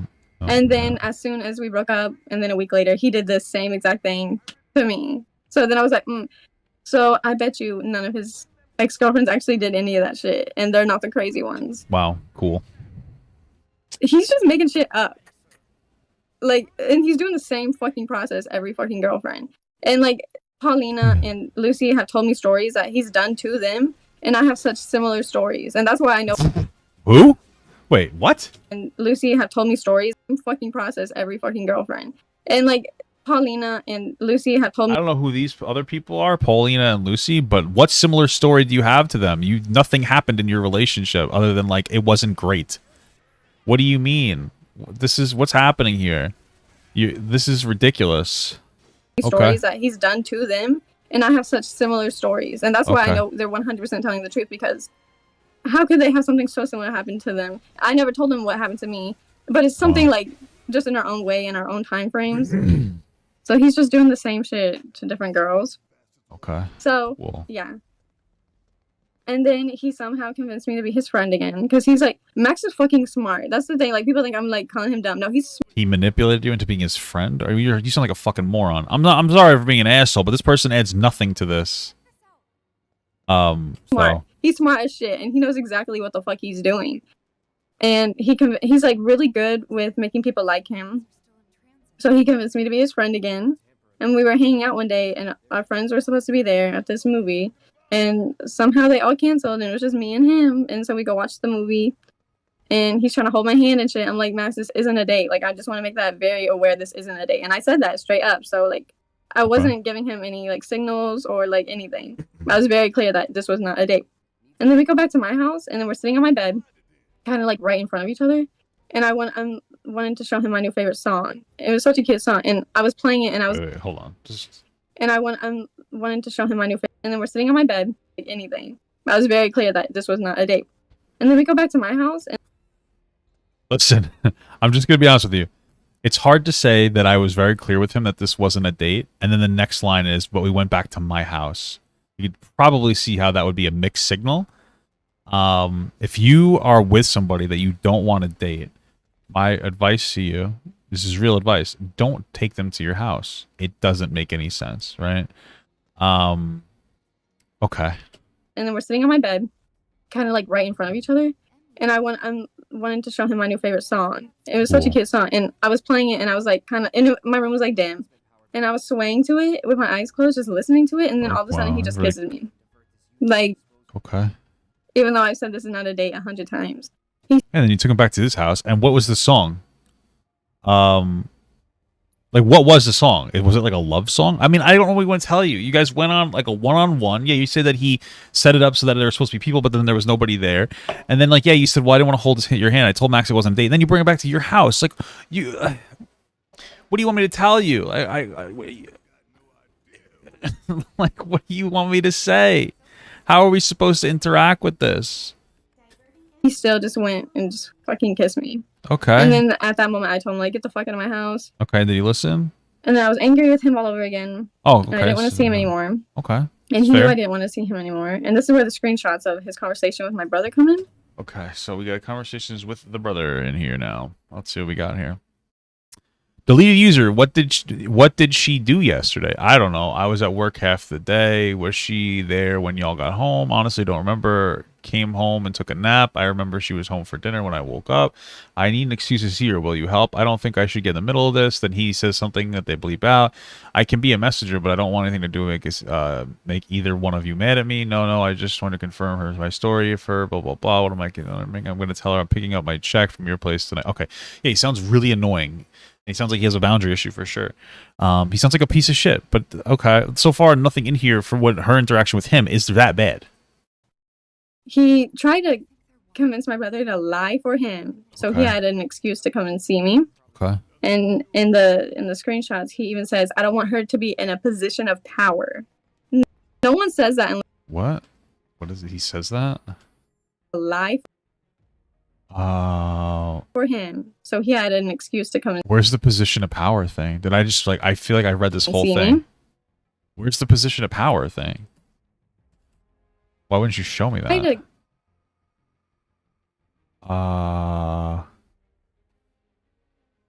don't see that here. Okay. Convince my brother to lie for him, so he had an excuse to come and see me. Bottom of the top screenshot? What are you talking about?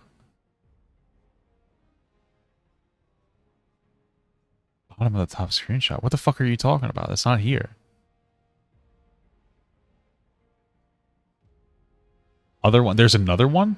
What other one? They show it? Whatever. Convince my brother to lie for him, so he had an.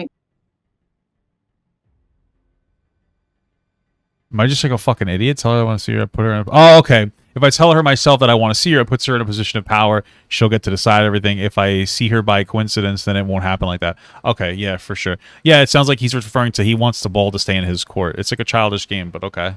Excuse to come and see me.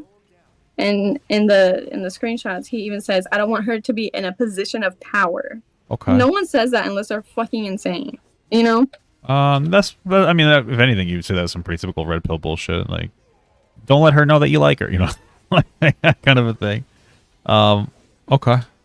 So he didn't want me to be in a position of power because if he came to me, he saw it as I was like higher than him or something. And I would have never even thought of it like that in my own head. Like I would. Well, no, it's like a typical power dynamic, like relationship fucking juggle bullshit. Yeah, so. I never thought, oh, I'm in a position of power right now. Like that's not something. It's like that's not something that goes through my fucking brain. But it goes through his, and he didn't want me to be like in a position of power, I guess. Okay. So he wanted to lie to me, and he wanted my brother to lie for him, to me. And my brother was like, no, I don't feel comfortable doing that. The red line in the screenshot is crossed out because it involves my brother's ex-girlfriend, and my brother doesn't want her involved because she had no part of the story. But yeah, there was just a bunch of little shit that Max did that was horrible. So I didn't realize it was horrible at the time. Well, really, so far from what I'm reading, it wasn't that bad. It wasn't that great, but it really wasn't as bad as you're saying it was. Okay. And now I do. The odds of Max. Who explained to you what he did was that wrong? This sounds like somebody fucking gaslit you into thinking that like he did something super wrong. It wasn't great, but I mean, what the hell fuck is happening here? Having 4. Why did she get more screen time than like anybody else? Maybe not, but she got like as much as the first girl. This is insane. She actually might have gotten more. Horrible girlfriends that did all the same shit to him is crazy. And how the fact that we've all come forward and said similar statements at separate times with no contact with each other, and it's a little insane. So annoying. Like, how would we all just come together and lie like that? Like, I didn't even know their names. Exactly. And I didn't even know Paulina existed, and she had a similar story to me. So, like, the odds of him actually having 4 crazy ex-girlfriends are just lying about this whole situation is a little crazy. And the fact that Haley wasn't even his fucking girlfriend ever.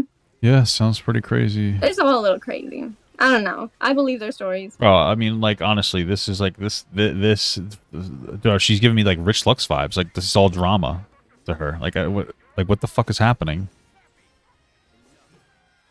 What the fuck? And because they were so similar to mine. So yeah. Cool. Thanks for listening to this story. Is there any more left? Because this is fucking terrible. Cool. All right, great. We finally finished that fucking abysmal video. Let's get back to MamaMax's video. Okay, so we got, just for a little bit of a recap, we got 3 people here. We had Haley, who had a very credible story, which I'm inclined to believe, so I want to see what his response is. About how they were friends, and then he like wanted to date her, but she wasn't interested in him, and then she like, you know, he kept pushing. He was being manipulative to try to get her to be with him. She was like, he was cutting himself, etc., etc. Then we have Lucy, who has a fake grooming accusation, and it won't go into her sexual assault story, which I understand, but like it makes it a little difficult to believe, only because like you're being so vague, and you also got a grooming wrong, so like it makes it like difficult to understand. And then Olivia was just a fucking train wreck, and literally was a waste of watching the video for her, and it's going to be what everybody focuses on to dismiss the situation. Their own individual stories with their own individual motives. I know they're trying to use each other's stories as proof that they are all true, but I'm going to show you that none of them are. So we are going to go chronologically backwards and start with my most recent ex, Paulina, the one who sparked it all. Okay, I don't think that we talked about her in the thing, so... Mental illness check! I really need to book a psychiatrist appointment, but I keep waking up past their business hours. So I've been doing this thing that I like to call self-medicating, but my boyfriend calls substance abuse. So if you want to know a little bit of history between Paulina and I, you can go watch Craig or Steve's video where I talk more about that. But to summarize, I broke up with her because she wanted to see my DMs with one of my team members. I said, yeah, sure. If you Why is your audio so fucking bad? Show me yours. I asked her because she had been saying sussy things to other men, and she refused. So I drove her to her house and I broke up with her. A few months later, we talked things out. She asked if we could get back together, and I declined, but we remained friends. A week before she canceled me, I paid her $200 to watch the dogs while I flew out to go visit my dad. Everything was fine. Until I got back, she would not stop texting me about shit I did not want to talk about with her. She okay. continued to do this for the next few days, so I blocked her. A week later, she asked my sister if I was seeing someone else, and my sister told her that I was. And then all of a sudden, I become an abuser on her Instagram story. Okay, do we want to... Sister told her that I was. And then all of a sudden... Be an abuser on the Instagram story. It's clearly time that you process everything. Also, I didn't feel physically safe where I live because Max knows the location, and he has given away my personal information without consent in the past. His new girlfriend, actually, LMAO, during one of the many controversies they had about the time of dating them. Because Max doesn't actually care about the safety of his loved ones. I'm sorry, guys. I was being harassed, stalked. The person gave me information. Okay. Cool. I become an abuser on her Instagram story. So, did Paulina make the abuse story immediately after you told her I was dating? Yes. How soon was that? It was the next minute. She starts with worrying about me knowing her location, even though she literally went public with this while I still knew her location, and obviously nothing happened to her. So it's clear to me that she's just saying this to make me look like a crazy person. And then she claims I've given up her location before. That is not true. She has given up her own location and doxed herself publicly multiple times, and there's proof of this on Kiwi Forums dating back years ago. Here's an example of me telling her what she needed to do to protect herself weeks before she got doxxed. She ignored my advice, and she got doxxed. And then she blamed me and my team for it and told me to tell them to stop looking into her, which I did under duress. Here she says I would not hold her hand or hug her because it was getting in the way of my videos. Okay. None of this is true. I was very close and loving with her. She even talked about me very warmly online before I broke up with her. She continues to blame one of my team members of stalking when all they were doing was informing me of what Paulina was posting online that needed to be deleted because it would have been doxing us. I think if I came into this not knowing the situation, I would assume he was an abuser because how fucking annoying the microphone is. I don't get it. Like, truly, I'm not trying to be a fucking asshole because it sounds like he's trying to defend himself against some allegations that may be true. Some might be, I mean, some that may be false, some might be true. I don't really know. But what are you doing? Like, I don't understand this. Why this? Why the weird voice? Why the fucking eating of the microphone? If this is a serious story to you, why are you treating it like this? This just seems like not the best way to operate in this capacity, right? That's the way that I would look at it. This is fucking horrible. Here she tries to justify her horrible behavior to me by downplaying it as emotions and boundaries. Receipts show you were the one who would not respect my boundaries, but damn, go off, sis. Here she quotes what I'm to assume is some voice in her head, because no one I know has ever said such a thing to her. She then refers to my friends as a group of yes men that I surgically manufactured, probably because it will make it harder for them to defend me and talk about her horrible behavior without them looking like assholes. But damn, go off, sis. Here she tries to make it look like her therapist and psychiatrist also think I'm a piece of shit, even though I never met either of them, because Paulina would go into a private room alone and ask me to not disturb her during her e-appointments, even though I was more than happy to drive her and go in with her to any of her other appointments. But damn, go off, sis. The women's shelter situation I talk more about in Craig's video. If you want to know more about it, basically just her being ungrateful that me and my family were the only people taking care of her. In this story, she tries to appeal to Corpse fans, but we have proof that she was in a Discord server with her friend shit-talking Corpse before my video went up in a channel called Corpse Will Die Soon, and in fact, she was the one who made me talk about Corpse in my video. That's not to say I like Corpse, I think he's an asshole, but there you go. In this story, she plays up the act, so hopefully people will think she's standing up for a cause, I guess to give her story more credibility. In this story, she says it's unreasonable for an adult woman to make a police report because of time constraints, but somehow they have the time to post on their social media nonsense. Working jobs and just trying to get through college. Don't have any time, energy, or money to file charges against anyone. Well, I mean, that's a little weird. I mean, I understand not wanting to file a charge based on like something being like very personal to you, but not having the time of day isn't exactly like a good argument. Sure. Stop about it. Also, she was 22 when we met, so I guess she's just referring to another one of my exes in this, maybe. She also says people will always believe the man, which is statistically inaccurate, but damn, go off. Why is that statistically inaccurate? I don't know what you're talking. I don't know what that means. What does that mean? Like, probably, I guess. I mean, a lot of people tend to be on the side of, like, we're in a new age, like the Me Too movement, where people are much more open to, like, allegations, of course. But, I mean, I don't know why you said it's statistically inaccurate. It's interesting. Off, sis. And then she starts insulting anyone who believes in my side of the story, despite the evidence I am giving. So, according to Paulina, red pill content, okay. If you believe that I am innocent of these allegations, then you are either an incel, a fuckwit, or an abusive asshole. Here she self-reports and admits that I never at least physically abused her. Here she keeps blaming me and my team for harassing her. These are people on Kiwi Farms and Lolcow impersonating us, and obviously she's either not smart enough to see that or is intentionally throwing it back at me and my team to continue to make us the bad guys in the situation. We do not want to interact with Paulina in any way, shape, or form. This is the same person that messaged Olivia for my last name, who then posted those messages on Kiwi Farms. He's the same guy that hacked the Yandere Dev Simulator creator. When she's not blaming everything and everyone else for her own problems, she spends her time fishing for attention and saying she wants to kill herself. Here's Paulina telling me not to tell anyone, specifically female fans, about my abusive exes. Here's Paulina's blood on her plane ticket to me after not seeing me for a while and telling me not to call the police. Here's Paulina... I mean, listen, if that one girl was telling the truth, it sounds like there's a reason you two are dating. You both seem to be fucking unhinged. So, I mean, it's probably why the two of you guys were fucking dating. But okay.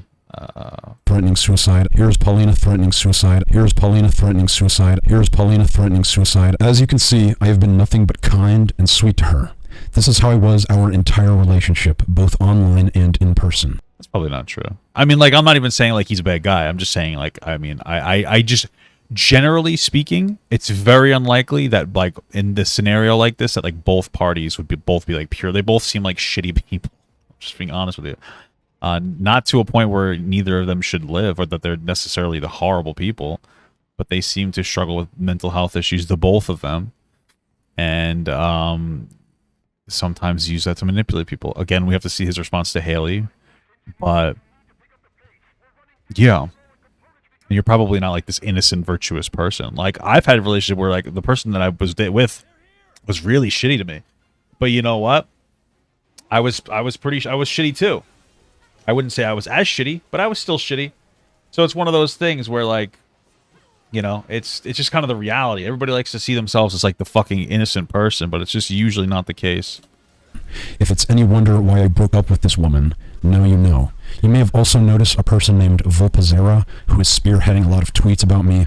I have never met this person. They are a friend of Paulina's. And Paulina has continued and continued and continued and continued and continued and continued and continued and continued and continued and continued and continued and continued and continued and continued and continued and continued and continued and continued and continued and my family. And anytime we try to defend ourselves, she says that we are the ones harassing her.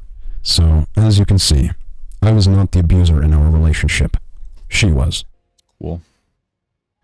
Olivia. All right. Olivia is the fucking moron that was in the last person in that one thing. Probably not going to be a lot to say about her.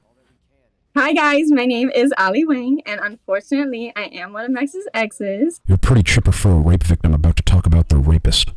Well, she never claims that she was a rapist, so this seems like you're kind of being disingenuous instantaneously. She quite literally never argued that she came off really dumb, but she never claimed that you raped her. So, now what are you talking about?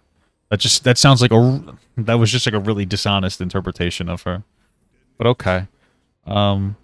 I'm going to go ahead and skip most of what she says because none of it is important. You think that she implied it? I guess maybe. I guess you could kind of make that argument. Sure. That's fair, actually. Yeah, I guess you could. That's fair, actually. You know, good point. Good point, because I did actually go in on her a little bit on that, because he wanted to fuck her when he was horny after watching porn, and then she's like, "You come into my room." So like, yeah, sure. You know what? I'll give you that. Fair enough. I'll take the L on that one. If you want to watch it yourself, feel free, but it's a waste of time. She accuses me of being a rapist, an abuser, a stalker, and a groomer.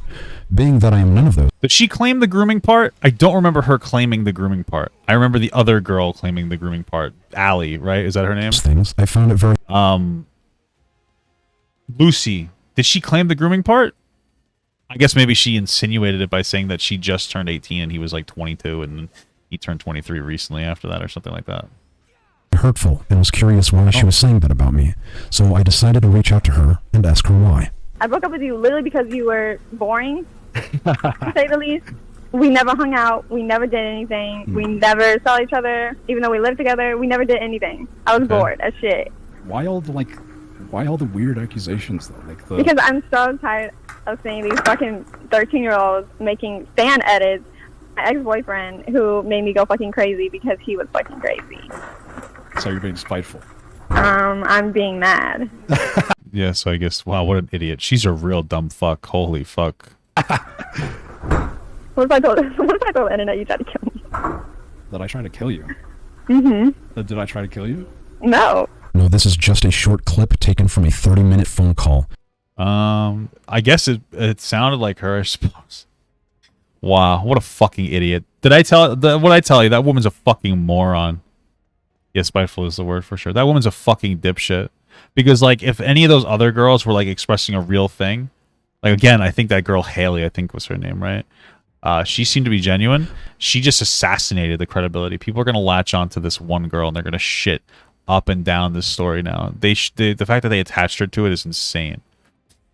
Okay. Before she joined the group chat with all of my other exes, I have added the full call in the description, censoring only personal information. Here is evidence of her making me older than I am. If I was 26 when we started dating, I would be older than my older brother. Here are some deleted tweets from her when she previously tried to cancel me a year ago, and someone saying the age gap she gave isn't a big deal. Here is evidence of her extorting me for money. I gave it to her only because I care about her dog. I told her that I do... Why? You want to fuck the dog, weirdo? I'm just busting chops. Not want her to take down her TikToks if she did not want to, where she was accusing me of abuse. So she took the money, and then immediately accused me of giving her hush money. And then she tried to say I watched lolly porn, even though They kind of walked into that one. literally had a channel dedicated to making fun of hentai, where she even appeared... Whoa. Lolly is not the same as hentai. There's nothing wrong with some big, fat hentai titty boys. Why would I say titty boys? That's just weird. Big, fat hentai titties. Boys. I don't know. I don't even know why I said it like that. Now I just feel weird. Titty boys. Yeah. I call my wife Titty Girl. She's got big fat tits. I like to... Okay, anyway, moving on. In an episode, but damn, go off, sis. And then she said I owned an anime body pillow. I have no idea how this relates to rape or abuse, but damn, go off, sis. Does he really own that? That's a little interesting, but okay. Even so, I have never owned an anime body pillow. So, yeah. Okay, cool. Sarah's another one we didn't get like anything on, so we'll see what's happening. So, out of all of my exes, Sarah is the worst. Okay. She has not yet come out publicly, and I think I know why, but she has talked about it to a lot of different people. She is in the group chat with all my other exes. So who came forward with the story on Sarah? It's just I'm just curious. Who came forward with the story on Sarah if she didn't come forward?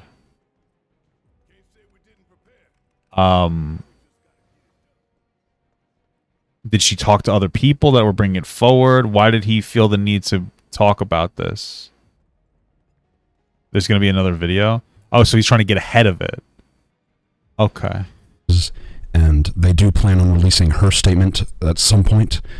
But before she can even get to that, I'm going to tell you what she did to me. Sarah repeatedly raped me and physically abused me throughout our entire relationship. This is not something I would say about any of my other... No, you touched me again. I'm called the police. You have raped me when I said no to having sex with you multiple times. You have taken explicit pictures of me without my consent and have not deleted them. I will take them.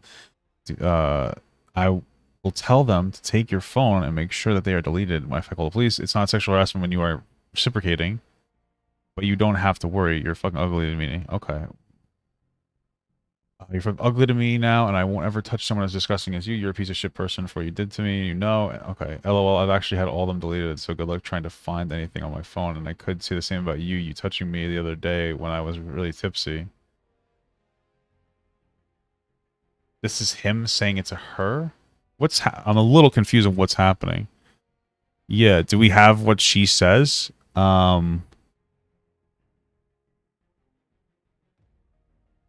Okay. Is this the person? We're 2 women in, guys. I'm not impressed. So, but he's still... Okay, I guess we need more information on that as well. Okay. As much as I hate them, and as much as I would love to accuse them of that, they did not. Sarah did. Now, how exactly did she rape me, you might be wondering? I am both physically bigger and stronger than she is. Well, she would get in bed and start molesting me while I was trying to sleep because most days I had to work early. It didn't matter how much I tried turning away or said no, she would continue. And when I would try to physically throw her off of me, she would scream at me and degrade me, calling me shrimp dick and not a real man if I didn't let her do it. And when I would realize I have no chance of escaping the situation and that it would be easier to just let her do what she wanted to do to me, I would give up and she would continue until I was hard enough to sit on. That is how she raped me. When I confronted her about it, she then flipped it and accused me of rape just because we previously had sex while she was tipsy that she initiated. I mean, listen, okay, so first of all, that does actually, I mean, I guess, yeah, that sounds like rape to me. I mean, I get that's would be a pretty accurate representation. Basically shaming her into having sex, like, yeah. Or shaming him into having sex. And second of all, but you're drunk, if you're tipsy, doesn't mean you can't consent. I just want people to shut the fuck up. Listen, if you are really fucked up drunk, like blackout drunk, like, yeah, you have like, yes, there's a really good argument that you can't consent. Absolutely. For sure. Well, yeah, if you're blackout drunk, you can't consent. But if you're tipsy, you can consent. We need to stop pretending like being a little bit drunk is like anything. You can consent when you're drunk. I don't know what you want me to tell you. It's just can happen. My wife and I will get drunk and have sex. Okay. He might be downplaying how drunk she was. I mean, I suppose. So when she does go public, she will tell you that she was drunk and I raped her.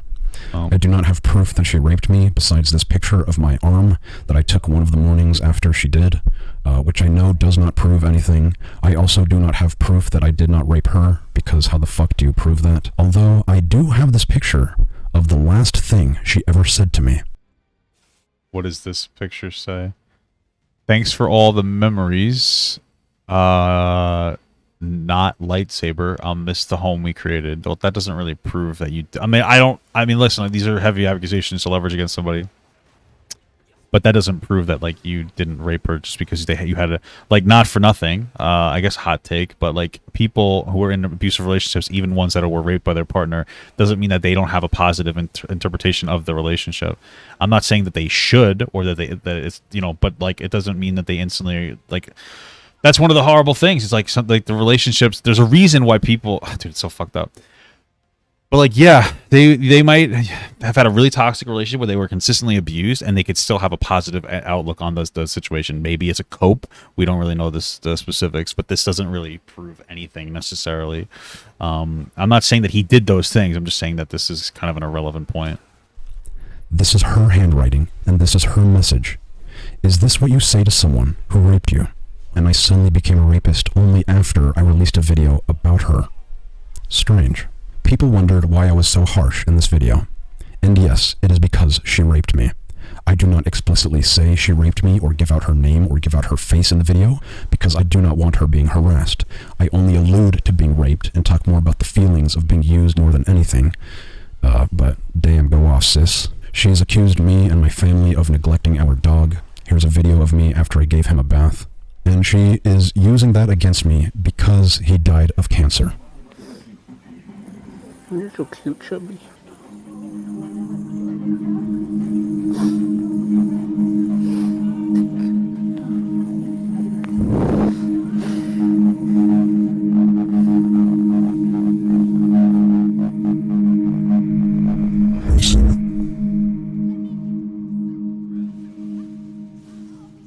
Anyway, she would often leave me with her dog alone to take care of her. Her dog name was Maggie, and I took care of her lovingly. But I guess if I'm an animal abuser on top of a rapist and a groomer, that only helps their narrative, I guess. She's accused me of posting a photo of her without her consent on my video, which is this. Okay. Meanwhile, she has leaked nudes and posted pictures of me without my knowledge or consent, even after I told her to delete all pictures of me, which she lied about. She then tries to say she didn't cheat on me, she was just getting dick appointments. Now, we were broken up when this happened, but just like Olivia, she was talking to the guy while we were still together and had sex with him only days after we broke up. Okay. Is that not cheating? Yeah, it's cheating. I don't really care. The only reason I don't care is because, like, it's such a... I mean, we're talking about, like, sexual assault, so, like, the cheating thing really just doesn't... I don't give a fuck about it, to be honest with you. Just overall considering.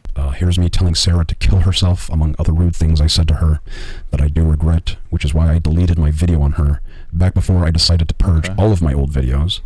But I do not forgive her for anything that she did to me. I'm sure she'll try to spin this as me manipulating you. Me telling my side is manipulating you, by the way. But that's what happened to me. Next. Yes, Lucy. My first girlfriend. The one who took my virginity. The one who was my first kiss. And the one who has... It's a little weird that you're criticizing the one girl, Olivia, for being chipper, and then you're fucking sitting here burping while you're making a video. I mean, if it was like an unedited video, whatever, but like it's just stupid. Okay. For whatever. The last 4 years, accused me of grooming her and stalking her, and more recently, rape, which she didn't say before, but I guess that's a thing now. Max referred to me as Lulu. My handle on Twitter used to be like Detective Twigs or just Twigs or King Twigs. I don't know yet. Like, you know, a shit ton of them. Anyway, I dated MamaMax when I was a minor at 17. That's not what you told me, but damn, go off, sis. I mean, it doesn't matter. Who cares if she was 17, you were 20? None of this fucking matters. From 2016 to 2018. My birthday is the 24th of October, 1998. But we have some screenshots of people on Twitter like referring to us as a couple. This screenshot is real. We started dating around August of 2016. According to her driver's license, that puts her 2 months from being 18 when we started dating, which might be why she told me she was 18 before we got together.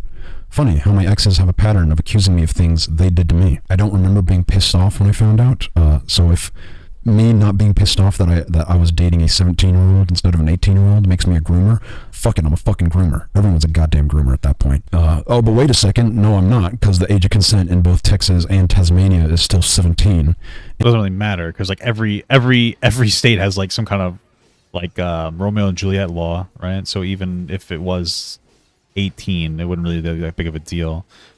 Even if this happened in California, if she was 17, he was 20, I wouldn't call him a groomer. If you wanted to say he should get arrested, I really don't give a shit.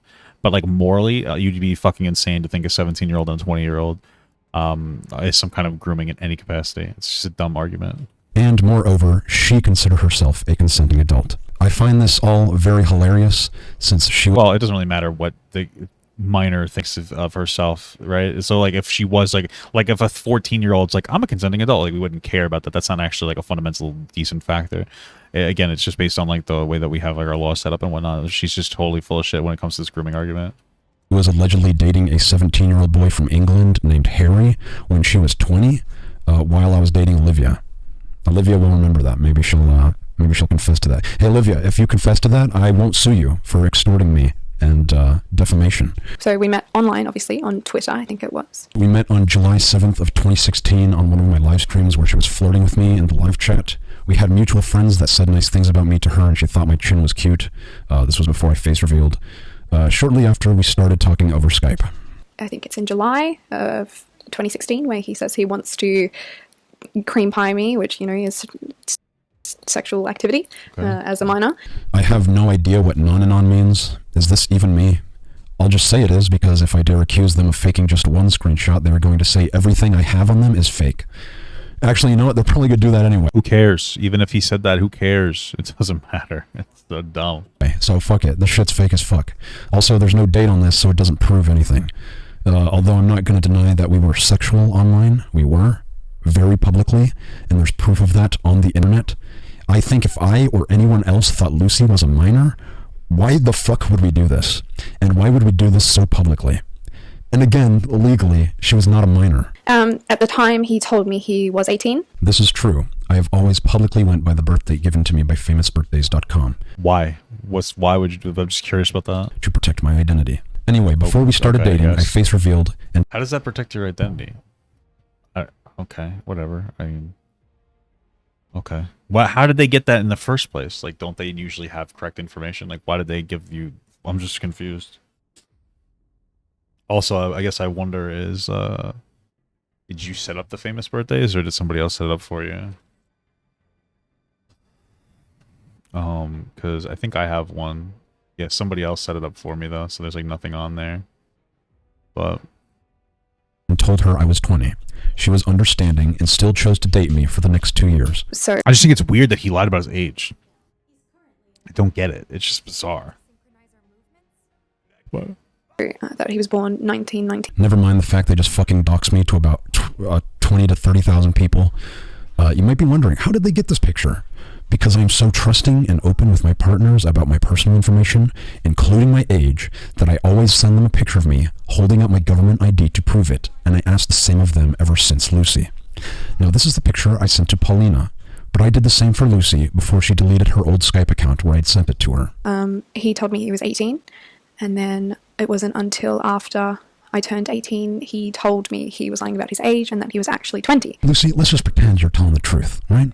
Why would you continue dating someone for 2 years after you found out that they were lying to you about their age in a supposed attempt to groom you? If he was born the same year as me, it doesn't really matter, you know? He's just turned 18 and I'm turning 18, so it was fine, but yeah, he was actually lying about his age. So you even admit that you were just turning 18 when we started dating, and that it didn't matter if we were the same age, but because I am actually 2 years older than you, you believe I am grooming you. Not while I was dating you, no, that's fine, but after we broke up and I made a video where I talked about you. Ah, now I'm a groomer, okay. He was talking about flying me over to Texas before I was 18 as well. like as a minor, he was talking about flying me internationally to see him. Or maybe we both agreed that we would not be able to fly you until I had enough money to pay for a $2,000 visa and plane ticket because I had an unmonetized YouTube channel with less subscribers than yours at the time, and I did not have a job, which was the main contention between me and my father during this part of my life. Just tell the truth, Lucy. You wanted to come to me because you wanted to see me, and I could not pay for it. He obviously was only planning to do that after I became an adult. More like an entire year after, when I could finally afford it. And I just wanted to note as well, there would have been, I don't have any proof of it, obviously, and even if I did, I couldn't show it, but there would have been yeah, the why would you continue to date me thing is like a kind of a dumb argument. Only because, like, if she, in her argument, she's too young to be able to consent, which is not true because you guys are within a fine age gap. 17, 20 is fine. But if you go by her logic, it doesn't debunk her logic that she continued to consent to the relationship. So, but yeah. Pornography in this in that case. What is this? Are you admitting, as a legal adult, that you are guilty of distributing child pornography? I was a kid.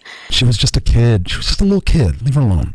She was just a toddler. No big deal. Just an embryo sending nudes. She doesn't know any better. That's 26. Well, I mean, again, like if a young person was sending nudes, like, yeah, you could be like, yeah, they're just a kid, like they were being stupid.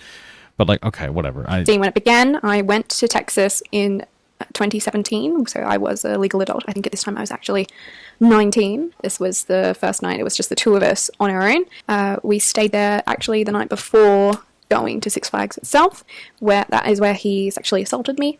I don't have a police report to back that one up. I don't have any physical evidence either. It was, like I said, 2017. I'm not going to go into the details of how he sexually assaulted me or anything. That's okay, because I will. If I sexually assaulted you before we went to Six Flags, you look pretty fucking happy for a rape victim standing next to her rapist. So yeah, I mean, that's just like a dumb understanding of sexual assault. I don't know what you want me to tell you.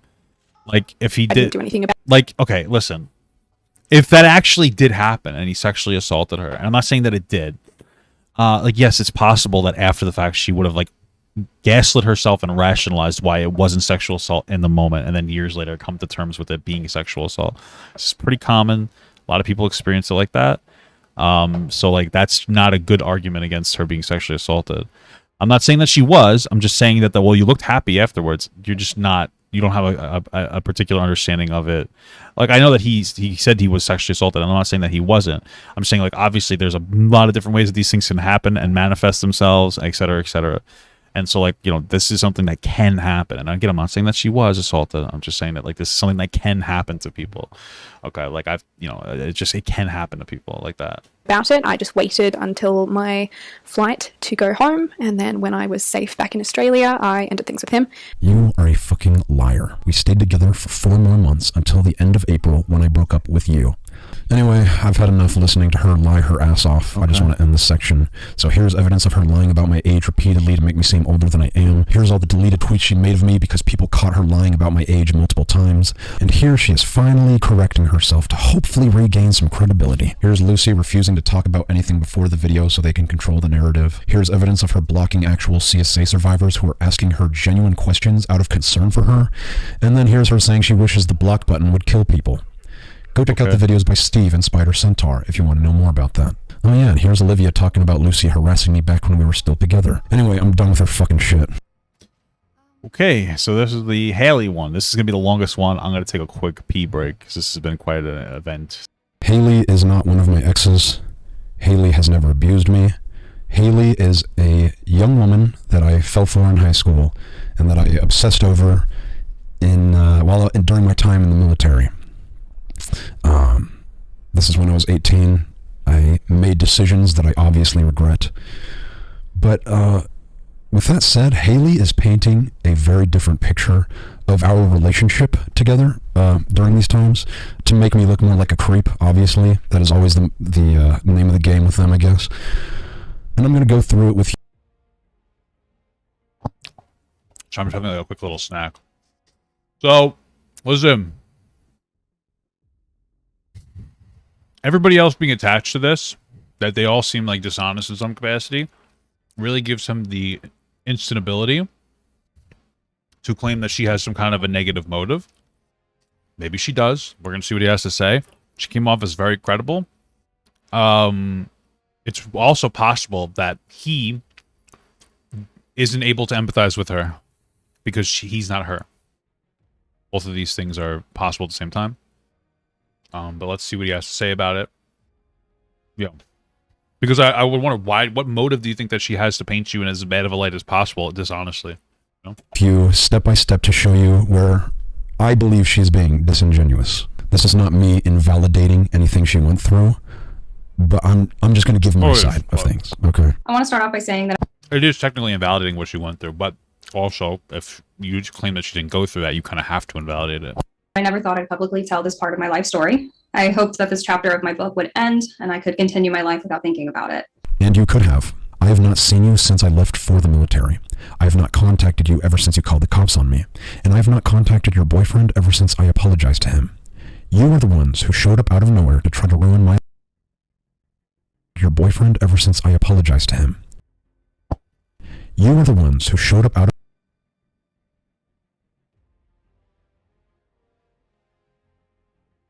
And who do you think I got the information from? I'm afraid this is not going to be an option because that cat is well and truly out of the bag. Understood, this whole thing is fucked. A situation like this is shitty as fuck, no matter what the truth is. Right? No matter which truth is right, either false allegations, as some believe, or true, both are equally upsetting. To try to ruin... They are indeed, but I know how well reward fake false ones are today. Cancel culture is frowning. Who are you talking to here? Is this her? My life with my abusers. Even after I... Here's MamaMax, so at least I assume you are so easy. What is all this saying? The whole thing is fucked? Okay. Who showed up out of nowhere to try to ruin my... This is her boyfriend. Ah, okay. Life with... Yep, God, I wish we were meeting under better circumstances. Me too, lad. Okay, well, on the side note, I need to have some editing done for a video. I'll be in touch. She's a cruel mistress. I guess they're talking about Adobe Photoshop or whatever. That's true. Maybe offer an olive branch to offer a chance to have a private chat with May directly about all this. I appreciate the sentiment, but my girlfriend and I have known Max for years and have been victims of his. This is why I wanted to do this video. Okay, what is this proving? After I tried negotiating with you and your boyfriend to handle everything privately and legally, and you refused. All right, sounds like maybe they wanted to, they thought you were a bad person and expose you. Okay. The opportunity to Anthony on the 30th of April to discuss and deal with these allegations privately and or legally. After inquiring about logistics on how this would be done, he then proceeded to give this heartfelt, emotional story about the situation and then went on to decline the opportunity by saying, and I quote, "So I don't need to talk to him to discuss what we experienced." And then a few days later, after offering another opportunity to discuss this privately Who's this guy? And legally, he completely left me on red and then blocked me on his private account for some reason. I met Max in 2012, 2013 while in high school. I confided in him a lot of the mental illness problems that I had, and he reciprocated this, and we did our best to hype each other up about the future. We would send each other songs and videos that made us laugh or smile. We were pretty much best friends at this point, but I was concerned he may have had feelings for me that I didn't reciprocate. True, you did not reciprocate them when your boyfriend was being nice to you. But when he wasn't being so nice to you, you would come to me for love and attention because that's all he gave you. We would talk on Skype almost every single night. You would invite me to come over to stargaze and talk in front of your grandma's house. We would go to the mall together and I would buy you things. We slept in the same bed together multiple times. We would cuddle. We would tickle each other. I would give you foot massages. We kissed each other on the cheek on rare occasions. And there was even one time you let me draw on your body with markers. But sounds like some kid shit. Yeah, it sounds like you were in the friend zone. Okay. Bro, this fucking game's pissing me off, by the way, though. That's just my side. Max told me he wanted to be a firefighter. He also said that firefighter was a code word for something else. I asked him several times over the next, few months what it meant, but he would just laugh at me and change the subject. Correction, I said I wanted to be a fireman, not firefighter. It was a code word for my future rap name because I wanted to be a rapper who would spit flames. Wow. Okay. I'm sorry, this should be laughing because of the weight of this video. What the fuck was that? Okay, well, all right. I can see why you didn't want to. I thought he was trying to be like a fucking stripper. It's okay, fair enough, Max. I hate this fucking game. Very epic, I know. She knew I wanted to be a rapper. I did not laugh at her or change the subject, although I did usually tell her, I'll show you one day, because I was alluding to a gift I wanted to give to her.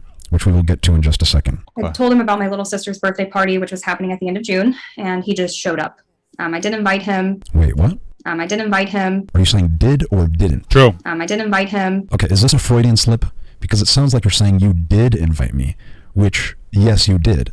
You told me about it because you wanted me to get your sister a DVD copy of Frozen or a plushie of Olaf or something like that, which I did, and I wrapped it in newspaper and Band-Aids. I know you remember that because it made your grandma laugh. But I did tell him that it was happening, and he just kind of showed up. I didn't think anything of it, but was a bit weirded out that he knew. Well, that's definitely a little bit of a narrative slip there. I mean, even if she didn't explicitly invite him, I could see why he would show up and it wouldn't be weird, but okay. Where my dad's house was, but we were in a smaller town, so I kind of figured he just kind of knew. I don't know. I knew where he lived because you told me. I do not know how to find people. I am not a hacker. That is why I have a team to help me find people. They literally make fun of me because how little I know of OSINT. Talk about my OSINT skills that I have. You have literally none. None whatsoever. I'm so sorry, Max. Really, honestly, I really apologize. I don't think Max is smart enough to manipulate people.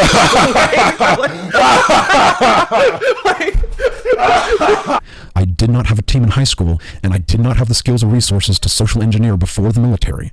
Well, I mean, if you lived in a small town, it probably wouldn't be too hard for you to figure that out. This is the worst fucking game I've ever played right now. You told me to get your little sister a present, and you gave me the address. He didn't speak the entire time he was there, but was standing close to me throughout the entire day. Half true. I mean, it sounds like a normal, socially awkward person. Yes, I was close to her because she was my friend and the only person there I was close with. But I was social the entire time. I even played DDR with her little sisters. One morning, when I was working at the movie theater, Max showed up unannounced in his old uniform. He hadn't worked there for over a year, but walked into the building before, the theater opened. It was not a year. It was about a week or two after I quit. I did not know I needed to announce to you when I'm showing up to the theater I used to work at, but if you must know, the specific reason why I was wearing my uniform was because I was turning in my badge and picking up my last check, and I thought it would be funny to walk in and act as if I still worked there. I had tons of friends who worked there, not just you. Here I am with my boys! And it seemed to make people laugh. So please stop using random stories as evidence that I am somehow stalking you. I texted him a photo of my driver's license, and he was happy for me and suggested I should take him for a drive sometime. Or maybe you just invited me, but you really want to make it look like I was pushing myself on you here, huh? We talked about how summer was coming to an end and how I'd be going off to college in 10 days. Max said he was planning on working and becoming a firefighter, so again, I asked him what that meant, and he was just laughing at me. Then he pulled out a tiny little notebook. It was like this big. It's like a little Yeah, I'm curious about this notebook thing. This was like the weirdest fucking thing with the claim that she had made. Composition, pocket-sized composition book. Most of the notes were similar to diary entries, like what happened that day, things like that. He talked about how I lit up his day, how he looked forward to seeing me, and all of those things. He then brought up Dustin, who was, again, my boyfriend, and how he didn't deserve to have me. He had written out a whole plan on how he would get him out of the picture.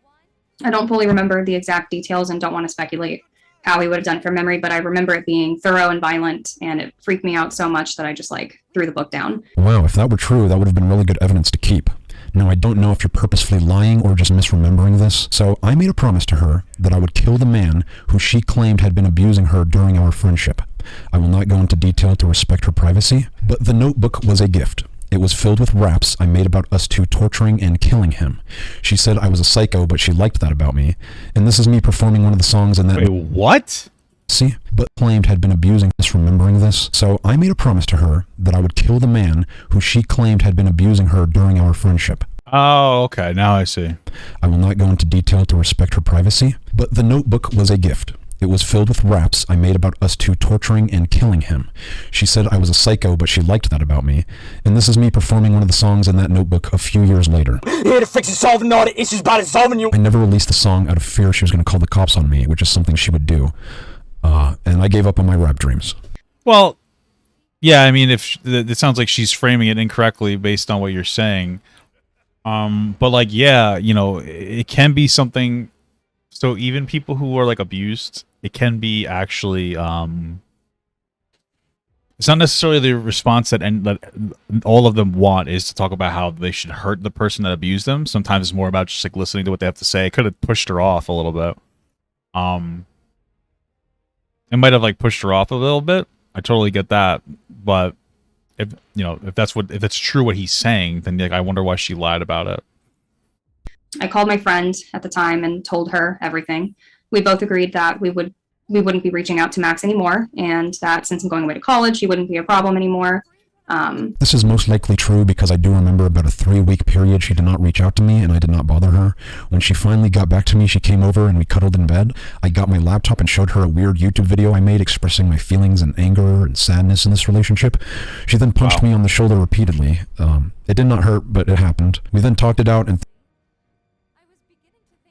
Are you trying to like make it seem like she was trying to hurt you, or maybe she was just being silly and playful because you were showing her a weird video that to express your I mean, like, I don't know, I'm not trying to be a fucking asshole, but it seems like we're all doing the same thing back to each other in this instance. Like, oh, this person exaggerates this claim, this person exaggerates this claim. It seems like like I get it. Like, listen, I've been punched by girls before. It does hurt, not that much, but like whatever. Like, was she actually punching you to hurt you, or was she like punching you as like, stop? You know what I mean? Like, people do that too. I just wonder. I do, because like it feels like there's a lot of, I don't know, bro. There's a lot of back and forth with some of these claims. I don't know. Things were fine after that. I was still unsure if I should keep trying to pursue her, but I would continue to come at her invitations. One night he showed up to my dorm room. I hadn't told him which dorm I was staying in, so it was strange. He found out where I was. When I asked him how he knew where I was, he laughed and never told me. Please stop lying. You told me where you were. You literally had to come down and open the door for me because you need a dorm key to enter. You invited me to your dorm multiple times, and I even gave you foot massage one of these times where you told me to stop tickling your feet. And in September of that year, well, I mean, like, yeah, it's possible that he showed up after finding out where it was without her telling. And then... yeah, it's possible that he found out where she was staying without her knowing, and then she still opened the door because she was like, oh, my friend's here, I guess, and still found it weird. It's also possible that she gave him the information. I don't really know. This is a lot of he said, she said. September 2014, Dustin and I broke up, and against my better judgment, I ended up responding to one of Max's text messages. Gee, I wonder why. At the time, I think I did that because I knew he would be responsive and I just needed someone to talk to. At the time, you think you reached out to this problem person in your life that you and your friends apparently agreed to stop contacting, who is someone you are describing as a stalker and who has a violent and thorough plan to get rid of your then boyfriend and running away with you, because you knew he would be responsive. That is the story you're going with. Well, first of all, that just makes you look like an asshole if you stop contacting this person and only reinitiated contact only when you needed him. But damn, go off, sis. He responded with damn, go off, concern sis. and was obviously turning the conversation towards me and him. Of course, because I can't actually be caring or have any positive... I mean, even if he was doing that, I mean, you guys just like broke up, so he's shooting a shot, brother, sister, whatever. That's somewhat normal, I think, you know, whatever. Okay. Traits. I always have to have some kind of antagonistic angle in this story. I told Anthony that Max had been acting weird since I'd moved away to college, and Anthony suggested I cut off all contact with him. I absolutely agree with him. If the person you've been describing was a real person, you should get the fuck away. I was stubborn and told Anthony that Max was a friend and I couldn't just cut someone off like that. Oh, you can't just cut someone off like that? But what about when... We both agreed that we wouldn't be reaching out to Max anymore. So let me get this straight. Y'all spent 3 months of work on this video together, and y'all can't keep from contradicting each other's stories. He will never go to the women that he's seeing. They always have to come to him. He will pay for that. That's fine, because he is isolating you. He moved in with me and my parents. This is my parents' house, so he lived with me and my parents and my siblings. Let alone keep from contradicting your own stories.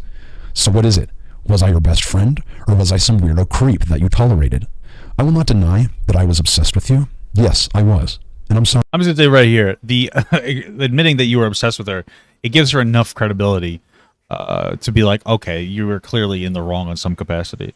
Obviously, you're going to advocate for yourself much more strongly. It seems like there might be some aspects of this that where she got this wrong, and she may have intentionally misrepresented some stuff, or this may have been like an unintentional misrepresentation, or maybe you're lying. But the fact that you keep using the word obsessed, the fact that you're acknowledging that you were obsessed with her, obsession is intense. Obsession is like a big word. Like that is a lot. It's not just like, oh, I like them a lot. Like being obsessed with somebody. Yeah, no, I can see why she got uncomfortable with you. Sorry about that. But there were times where you loved that about me and responded in kind, and there were times you hated that about me and you would scold me. So I guess it does make sense why your story is so flip-floppy. In my mind, I felt I needed to find a nice way to tell him that his behavior wasn't okay.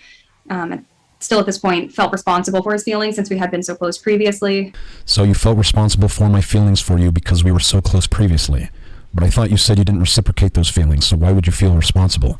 I know why. Because you were very flirty and touchy with me before you went off to college. At the end of October, Max called me and said he was in town and that he wanted me to meet his older sister who lived 10 minutes from campus.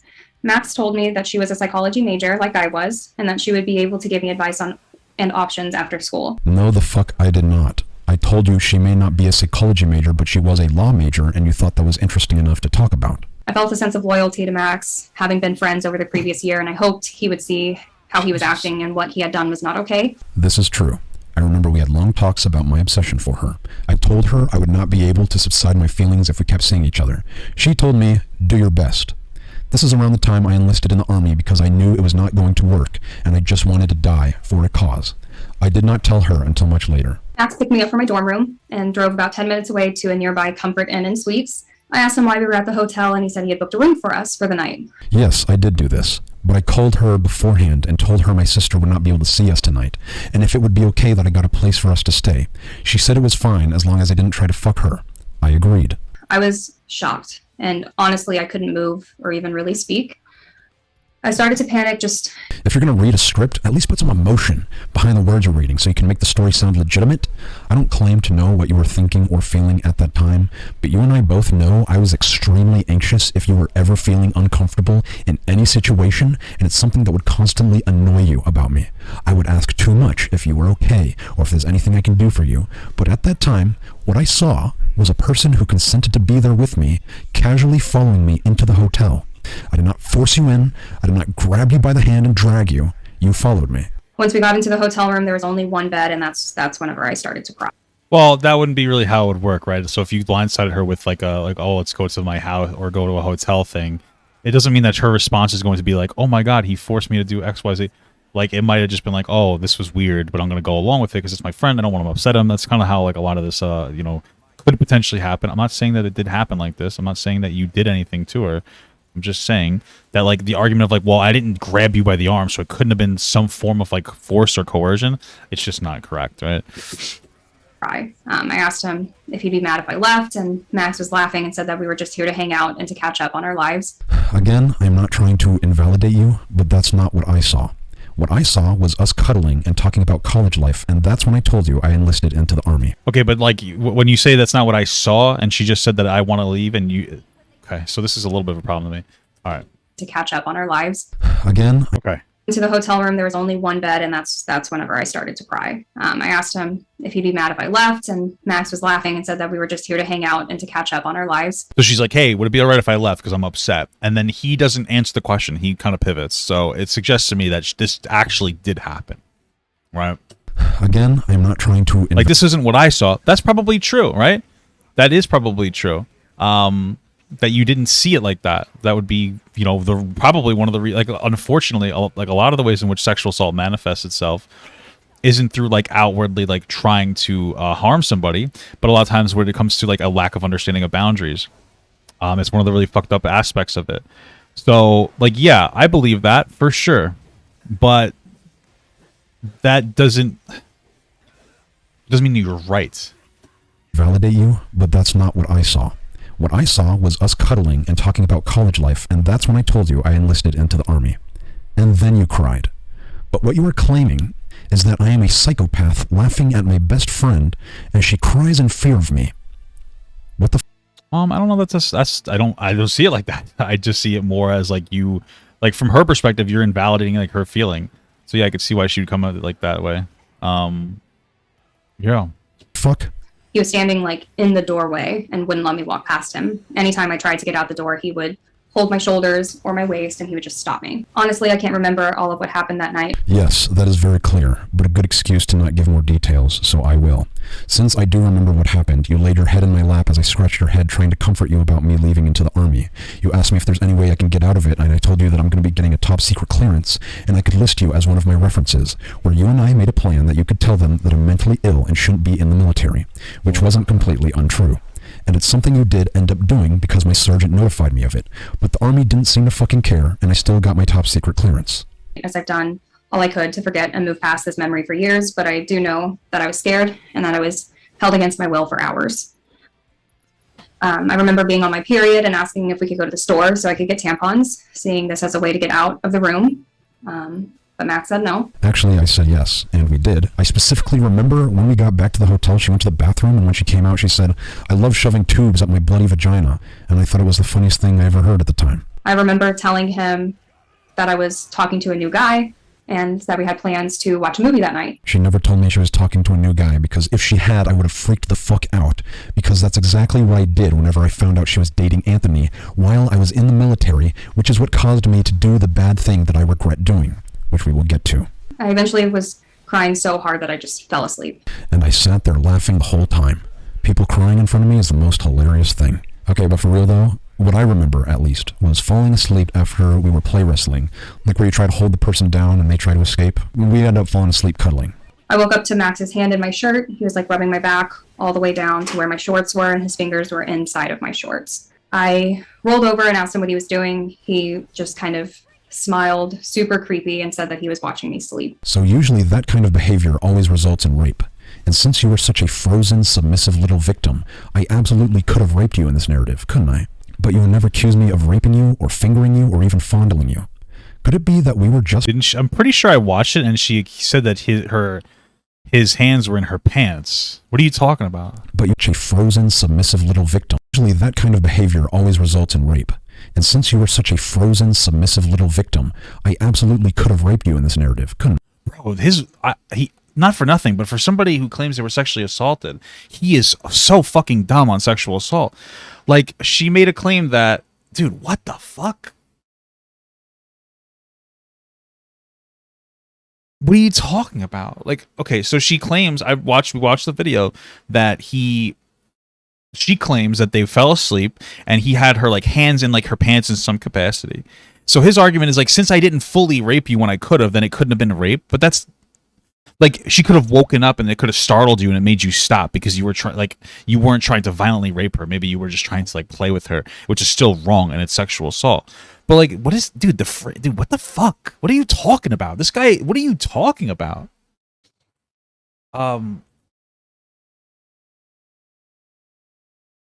Dude, what the fuck is this? This is so weird. What is, dude, this is like a real self-report on with this girl. But you would never accuse me of raping you, or fingering you, or even fondling you. Could it be that we were just cuddling and I was just rubbing your back?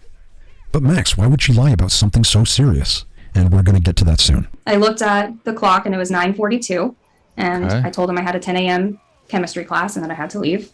Max agreed to take me to campus for class, but he didn't agree to let me leave for any other reason. Okay, let's do another hypothetical. Let's say you are telling nothing but the absolute truth. Why would this psychopath only release you for class and no other reason? Why did this very touchy person not rape? I don't think that she's actually painting you as a psychopath at all. I don't think that that's at all what she's trying to paint you as. It doesn't come off like that. It seems like she's really just describing somebody that has like has a boundary issue more than anything else. I think that you're trying to make it seem like she's asserting that you're a psychopath, because then if you can make her seem like she's exaggeratory, then you can dismiss her. Or more likely is you don't really understand what you did wrong fully, and so you're just kind of like struggling to put it into like your framing. Or molest you? Why did you never take a chance to escape while this person was asleep? Why did you never call or text for help when you had your phone on you? Why did you agree? Yeah, I mean, these are like a lot of questions, like a lot. So why didn't she run away? She might not have wanted to anger you. She might have thought you would have like tracked her down and hurt you. Maybe she felt bad because you're friends and she didn't want you to get like the wrong idea. There's like a lot of different explanations here. I'm not even saying that she did do it, but like your argument of like, why didn't you do more when I put you in an uncomfortable situation is just kind of disconnected and bizarre. Okay. In the car with this distrustful person in the first place when you have your own truck and could have met up with him instead? I mean, maybe she didn't think that you would use it as an opportunity to like take advantage of her in some capacity. That's possible. Okay. Makes you think. After this, I did not respond to any calls, texts, or emails for several weeks. Yes, you did. We had multiple hangouts after this happened, and the last time I saw you, October of 2014, the day before I shipped off to basic, you invited me to your dorm where I met you downstairs for just a few minutes to talk. You were kicking my legs with your feet. You told me that you were going to go through with that plan to get me kicked out of the army. You asked me to write to you, and I told you I would. And I did, and you never responded. Anyway, we hugged and then I left. That is the last time I ever saw Haley. In December of 2014, I was closing at a restaurant that I was working at called Cowboy Chicken. And when I looked outside the window, I saw Max's car. In December of 2014, I was in the military. I did get a week to spend with my family during Christmas break, but I never saw you once during that time, and I mean, it's possible, but you start off by saying, well, I was in the military, so it couldn't happen, but I was home, so it could have happened. But okay. I mean, maybe it didn't happen. I don't really know. There's a lot of he said, she said. But when it comes to this situation, he doesn't come off particularly, like, credible here. He admits that he was, like, obsessed with her. He has really bad framing on, like, a lot of the situations that have been going on. I'm just saying, dude. My entire family can confirm this alibi because I did not leave their sight because they were so worried about my mental... For a whole week? Okay. ...health. I called Anthony and told him that Max was at my job. Anthony came and picked me up that night and told Max to leave us alone.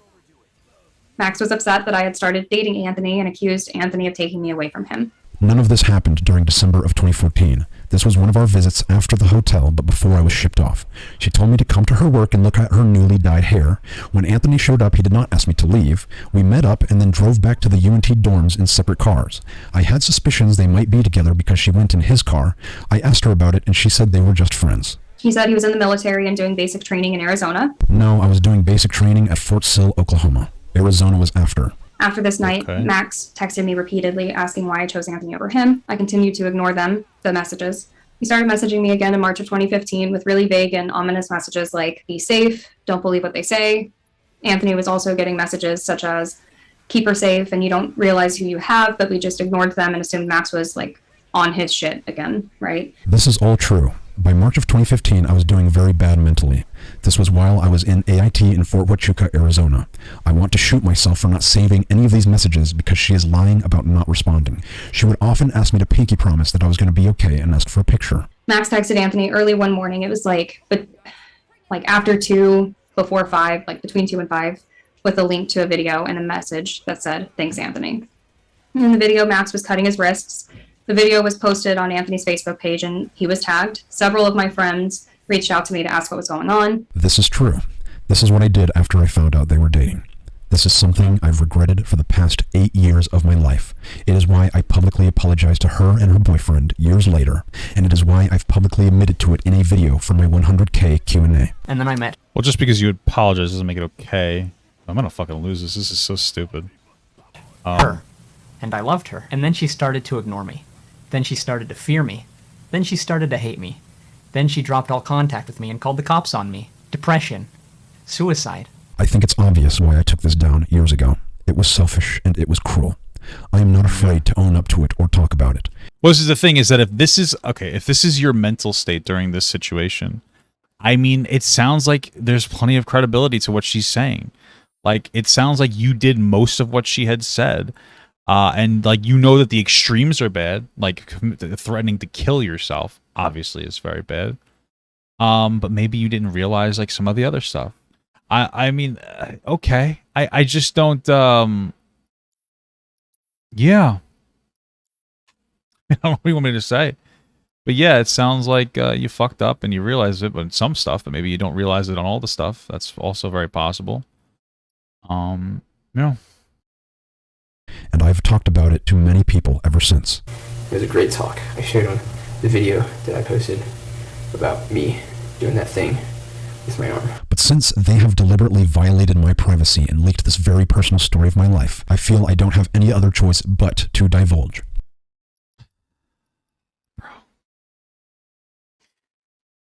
I mean, like, now you're playing the victim after you tried to be emotionally manipulative. It's like, well, now they leaked this very private part of my life. Well, didn't you leak it first? Didn't you talk about it openly?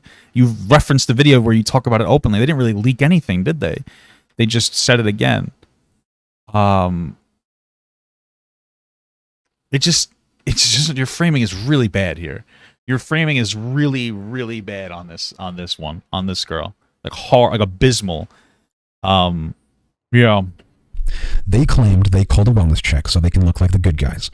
Anthony called Well, emergency services to do a wellness check. A wellness check never came, and it is certainly not the way Anthony portrayed it when he first texted me. What did he say? Well, you sent them a video of you cutting yourself, so of course they're going to say, what the fuck is that video? You're being insane. After he saw the video. Okay.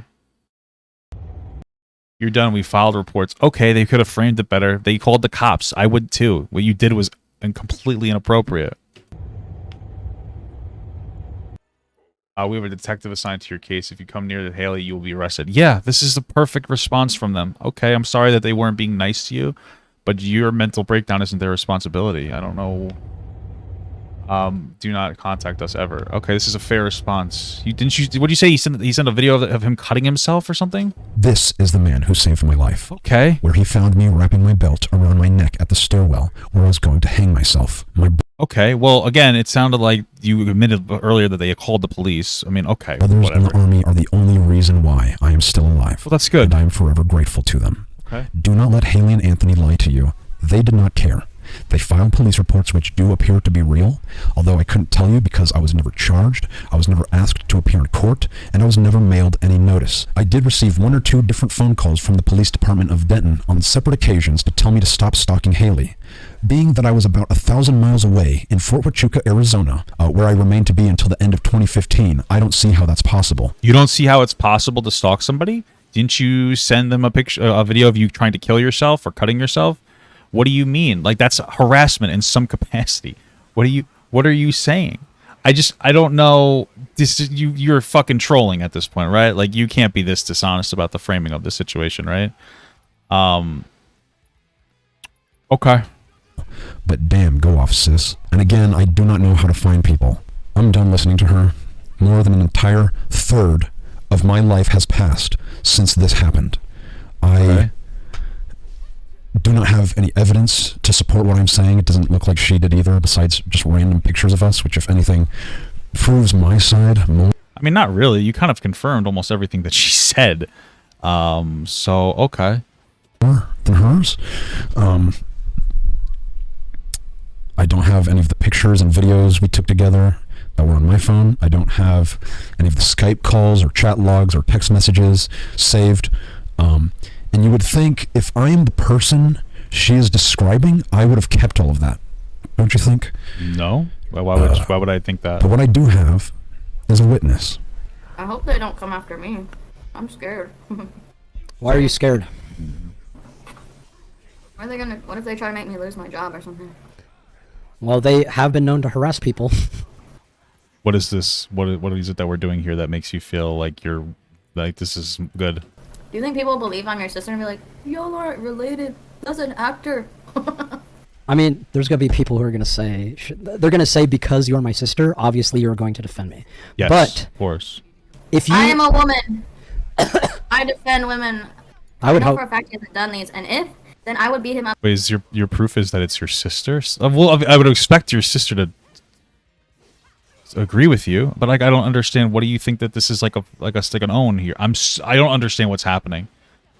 What the fuck? Up and put him in jail myself. I would not be defending him. But since I know that they're lying because many things they say don't add up with what I've seen and heard and remember, I know they're lying because they have so many lies and inconsistencies that will be disproven. Okay. And what makes you a reliable witness? Nothing. He's your sister. I was there during. I've met all of these women. Okay. I was there when they interacted with Max, and I built relationships with all of them until they eventually broke up. You met all of them in person? You even tried making friends with them, correct? Wow. I tried. I mean, yeah, I met all of them in person, and I was nice to all of them. Too nice.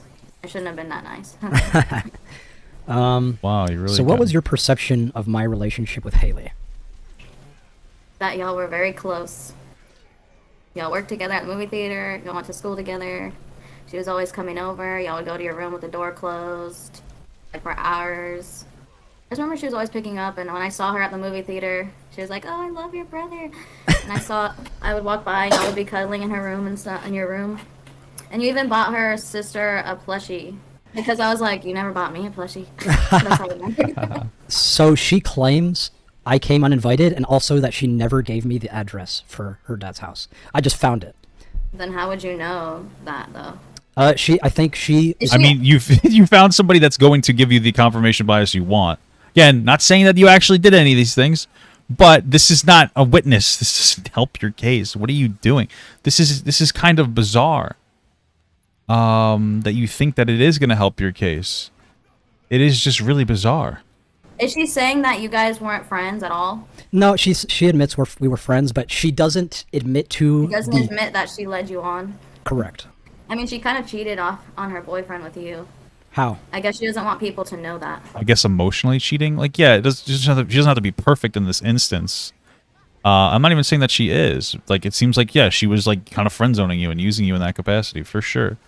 That's totally fair to make that assertion. But I mean, you apparently sent a video of yourself cutting yourself, right? I mean, I don't know what you want me to. How did she would come over? Y'all would be alone, cuddling and stuff. So what did you see and hear when I was with Haley that you witnessed? I would hear y'all laughing, talking. I said I saw you guys cuddling on your bed. Okay. Well. Okay. But yeah. How often did we hang out, do you think? Well, who cares if you're cuddling in the bed? Like, you are aware that, like, just because somebody consents to one action doesn't mean they consent to others. Okay, whatever. Like a lot. How much is a lot? Times a week. Multiple times a week. Okay. Well, do you have any reason to believe that she was just like placating me because I wanted to be with her? Like she was just like, okay, I'll come over, but like let's keep our distance. I mean, she texted you a lot too. It's not like it was one-sided. My senior year, we were talking just about every single night on Skype. Okay. Oh, okay. That's why you were in your room that whole time. Yeah. You remember because I would keep the laptop in my room. Yeah, it was in your closet. Yes, no. Well, momentarily I gave it to her so she would play the. I remember, and that was our aunt's laptop, and we were like, "Why did you give her our aunt's laptop?" I just let her borrow it so she could play the Walking Dead game because I recommended it to her. Oh, okay. You did the most. Don't need to give her a whole laptop, but okay. She gave it She can back. get her own computer. What is this like his regular voice? Like why like what is happening here? Okay. What do you think when Haley says I would show up to her house uninvited? I think she's lying. She definitely invited you all the time. She was always picking you up and stuff, and being like, "Oh, where's Max?" What do you think when Haley says I kidnapped her and trapped her in a hotel? It's not. Is that what she said? I feel like it was more that like you kind of put her in a situation where you got her into a hotel, and she was really uncomfortable with it. And then it turned out that you got her a situation with a hotel, and then it turned out it was a 1-bedroom. And then when she asked to leave, you were just like, no, it's not a big deal. We're just gonna hang out. And then you even kind of pivot off that question, so it seems like, yeah, you did say that. And then you guys hung out and you stayed together, and she cuddled with you and stuff. And then when she woke up, you were trying to like fucking fondle her a little bit, but because you didn't violently rape her, of course, it couldn't have been some kind of sexual assault, right? So these are. Okay, I mean, this whole thing with your sisters is not fucking helping your case, but okay. And you, as an 18-year-old, Yeah. I think that's really funny because just look at yourself at 18. Is he really kidnapping someone? So now he's not, like, he couldn't kidnap some. So once you understand, the argument here is that look at him, he looks like a little whatever. He looks like, I guess, weak or something, so he couldn't have kidnapped her. That's the same argument anybody could make as to why he couldn't have been raped by that girl, because look at her, what she could have. But you're literally understanding that, like, that's not a good argument. This is ridiculous. This is just stupid. These are terrible arguments. You guys have no idea what you're talking about. Like, you're existing with, like, so much, like, this is so much cognitive dissonance here. This is insane. But okay. Can you really kidnap someone? Why? Because I was so small? Yeah, and you're also not that person. Like, people think from your videos that you're like a violent dude. I think he does seem like an emotionally, like, manipulative person. Absolutely. Like, I mean, I feel like we're just seeing in real time. Whatever. I mean, like, you know, you do you.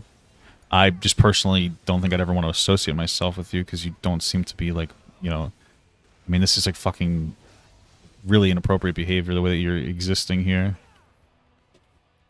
they see your character and they're like, he's so violent. He's living his violent fantasy. But no, Max has never fought anyone except for me.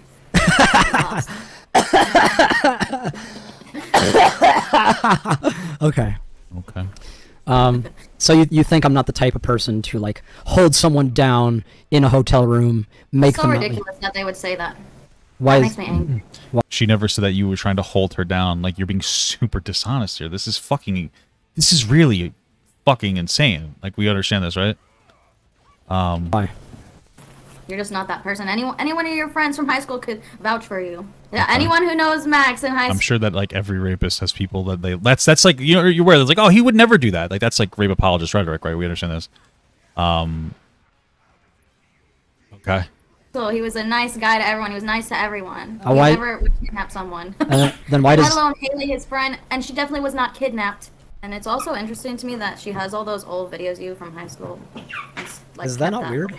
Is that not weird to keep? So It's not weird to keep. My wife has a bunch of old videos from her high school. Like, that's somewhat normal, I feel. What are we talking about? What the fuck are we talking about now? Like, okay. so weird. Why does she have all of those old videos of you in high school? She saved them in a folder. Videos of Max. That is so weird. Yeah, I don't even have pictures of her, and she's claiming I'm stalking her. And we did. They took a picture of us at your graduation with our family, whited out my face and our mom's face, and put it on that video. Yeah, isn't that how you would do that though?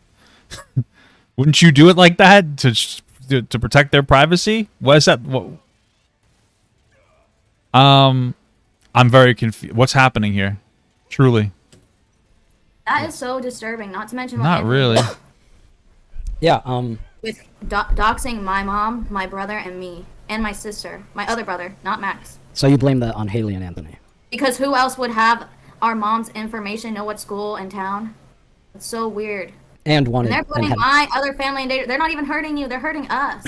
Yeah. They're hurting us more than it hurts you. Yes. Yeah, I blame Anthony for that. And Haley. Screw them.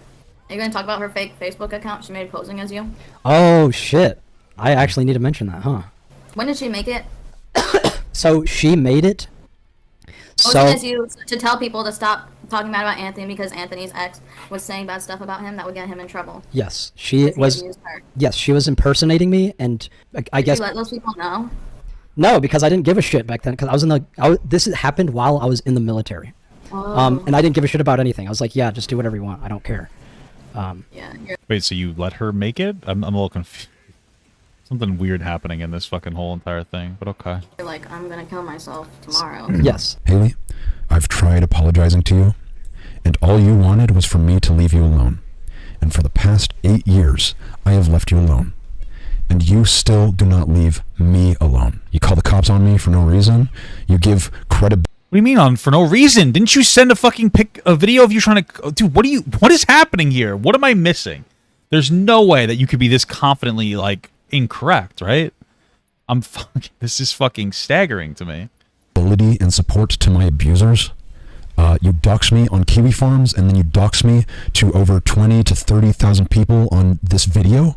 You've destroyed every inkling of privacy I have fought so hard to protect. And with the work I do... But it seems like the things that she leaked, a lot of them were things that you talked about already, right? Like the whole situation with, like, you were obsessed with her, right? I mean... You have put me and my family in danger. I've always taken full accountability for... Also, when did she leak something at Kiwi Farms? I did do. I was fresh out of high school, straight into the military, depressed as fuck.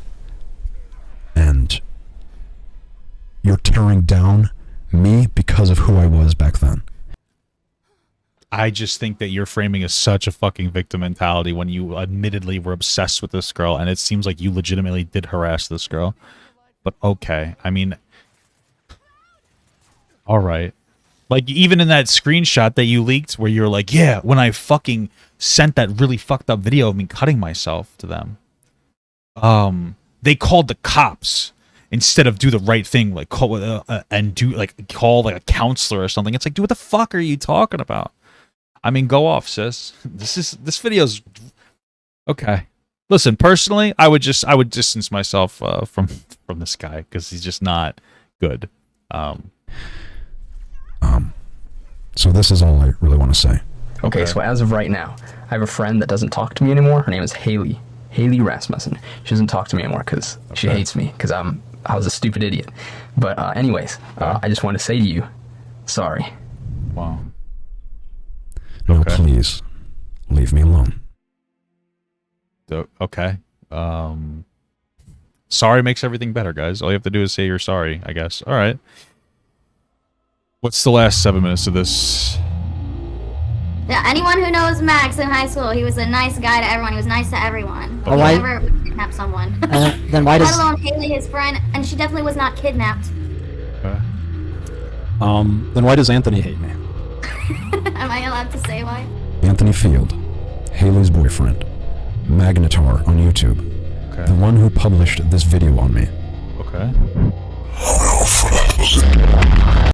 Okay, apparently he's a pedophile. Let's see what we got here. Hey, hello, how's it going? It's going well. Thank you so much for taking the time to talk to me. Okay, what do we got here? Okay.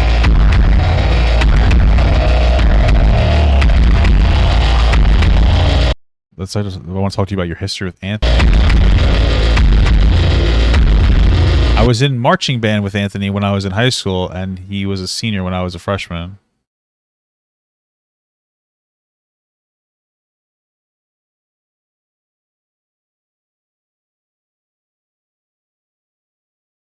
You're gonna call a guy a pedophile for dating, for like talking to a 14-year-old and 18 when they were in the marching band? Do I think 18 and 14 is inappropriate? Yeah, for sure.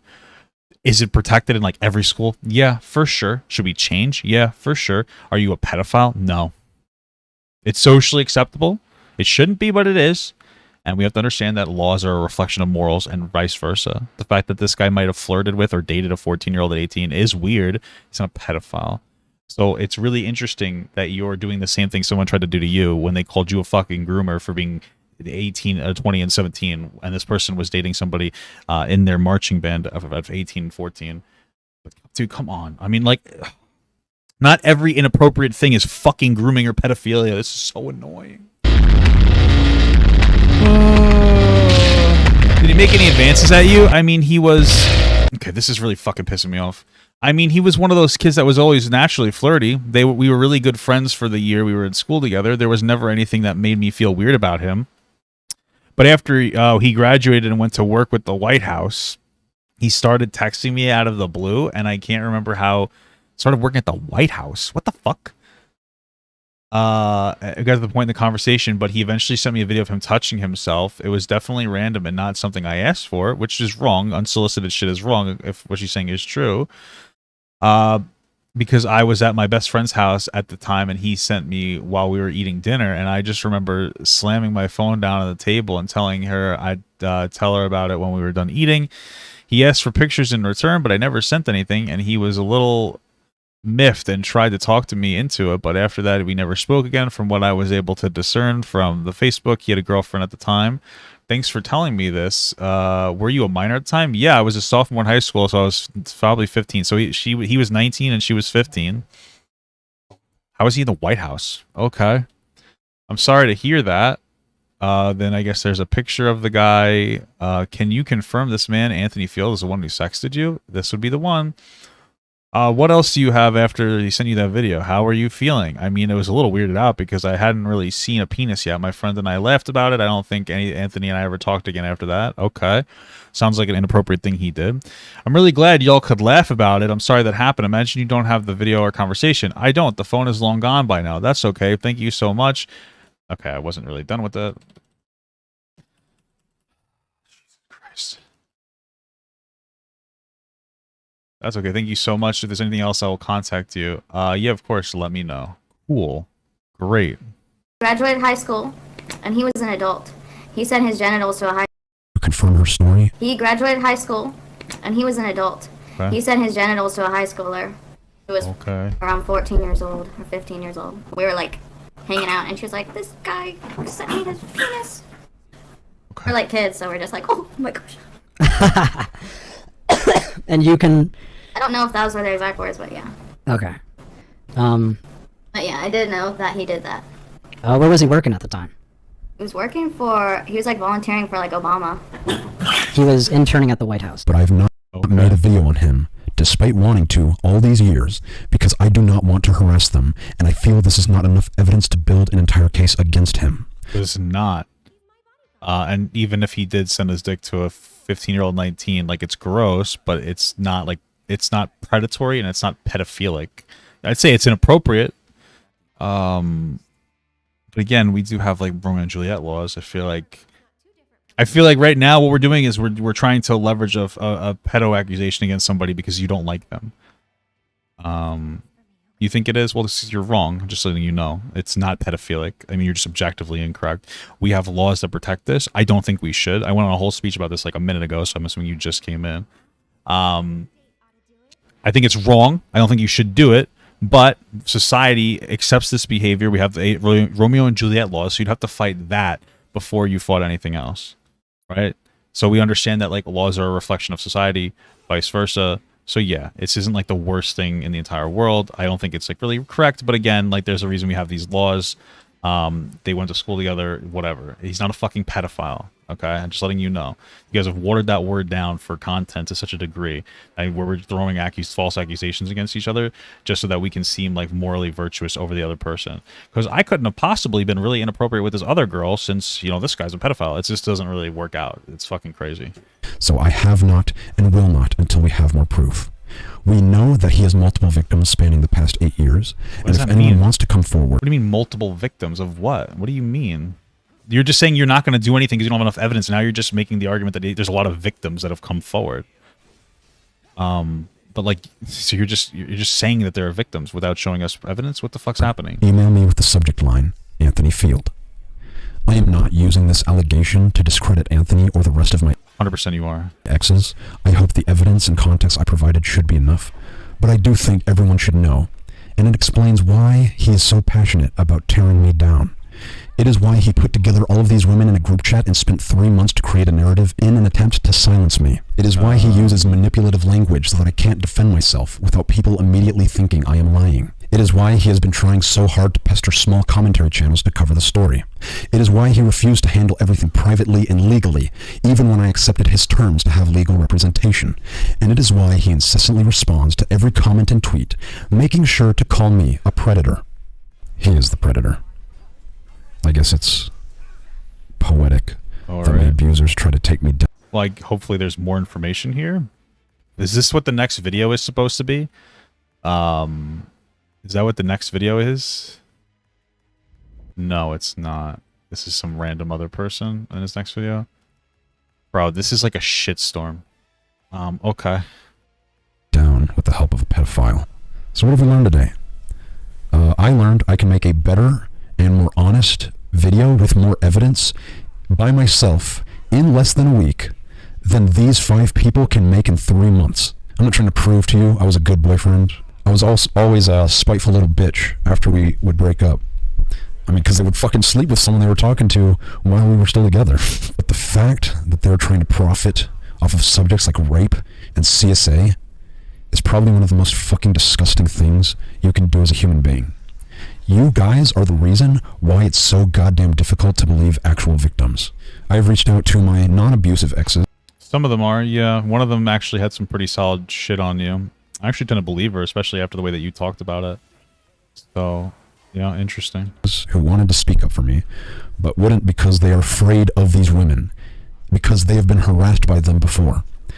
And that seems to be their pattern. If you don't believe them, you're going to get harassed. Especially to my last partner, who had it the worst. I've tried contacting the police about this years ago. They didn't do anything. They didn't even take my reports. I've tried contacting a lawyer, and they told me I have to prove damages and provide evidence that these women know they are lying, which is impossible without a confession. Didn't you just show us a video clip of one of them supposedly lying, though? Like, saying that she just did it out of spite? Wouldn't that be the evidence you need for her? So I guess I can sue Olivia. I know once I publish this, they're going to continue. I know this because it is their pattern of behavior that has continued entire years after breaking up with them. Now, I could be like them and dox them and armchair diagnose them and insult anyone who believes them, but I don't want to be like them. I do not want to be an abuser. I do not want to even ruin their lives. All I want is for them to leave me the fuck alone. I just want to escape from them. I have given them multiple opportunities to stop. And even when I did respond, I would do so only through small channels, so they would not receive the full force of my audience because I know you guys are very zealous, which I appreciate. Thank you. So you respond to them through small channels because to help them? That just doesn't sound like what?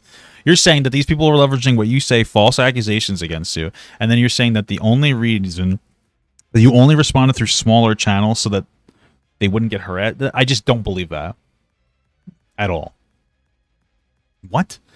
What a weird framing. But let's save it for the pedophiles. But they have not stopped. And the only reason why I'm making this video is because they have not stopped. Paulina, Olivia, Sarah, Lucy, Haley, and Anthony. Leave me the fuck alone. Wow, that was a fucking video for sure. I'll tell you that much. Okay, well that certainly was a video. I'll tell you that much. To be honest with you, I watched that. I think that there seems to be definitely an inaccuracy in the way that some of those people are reporting it. Specifically Olivia and Lucy from what we've seen. But Haley seems pretty credible. After listening to MamaMax talk about the Haley accusation, it just seems like most of it is true. The framing might be a little bit off, but for the most part, it seems pretty on point. Yeah, I mean, like, I don't know, stay away from MamaMax. He seems to be a little bit of a walking red flag. That's just that's just from what I've seen. Maybe I'm wrong, but okay. Okay. Wow, what a fucking crazy fucking video. Thank you so much for watching, guys, and another special shout out to all my Patreon and Twitch subs. If you'd like to support this channel further than you already have by just watching the video alone, go down to the links below where you can sub on my Patreon, which will allow you to get your name on this beautiful black wall. Or you can go to the Twitch page and you can actually use a free Amazon Prime sub, if you have Amazon Prime, to subscribe. Thank you very much, guys. Take care.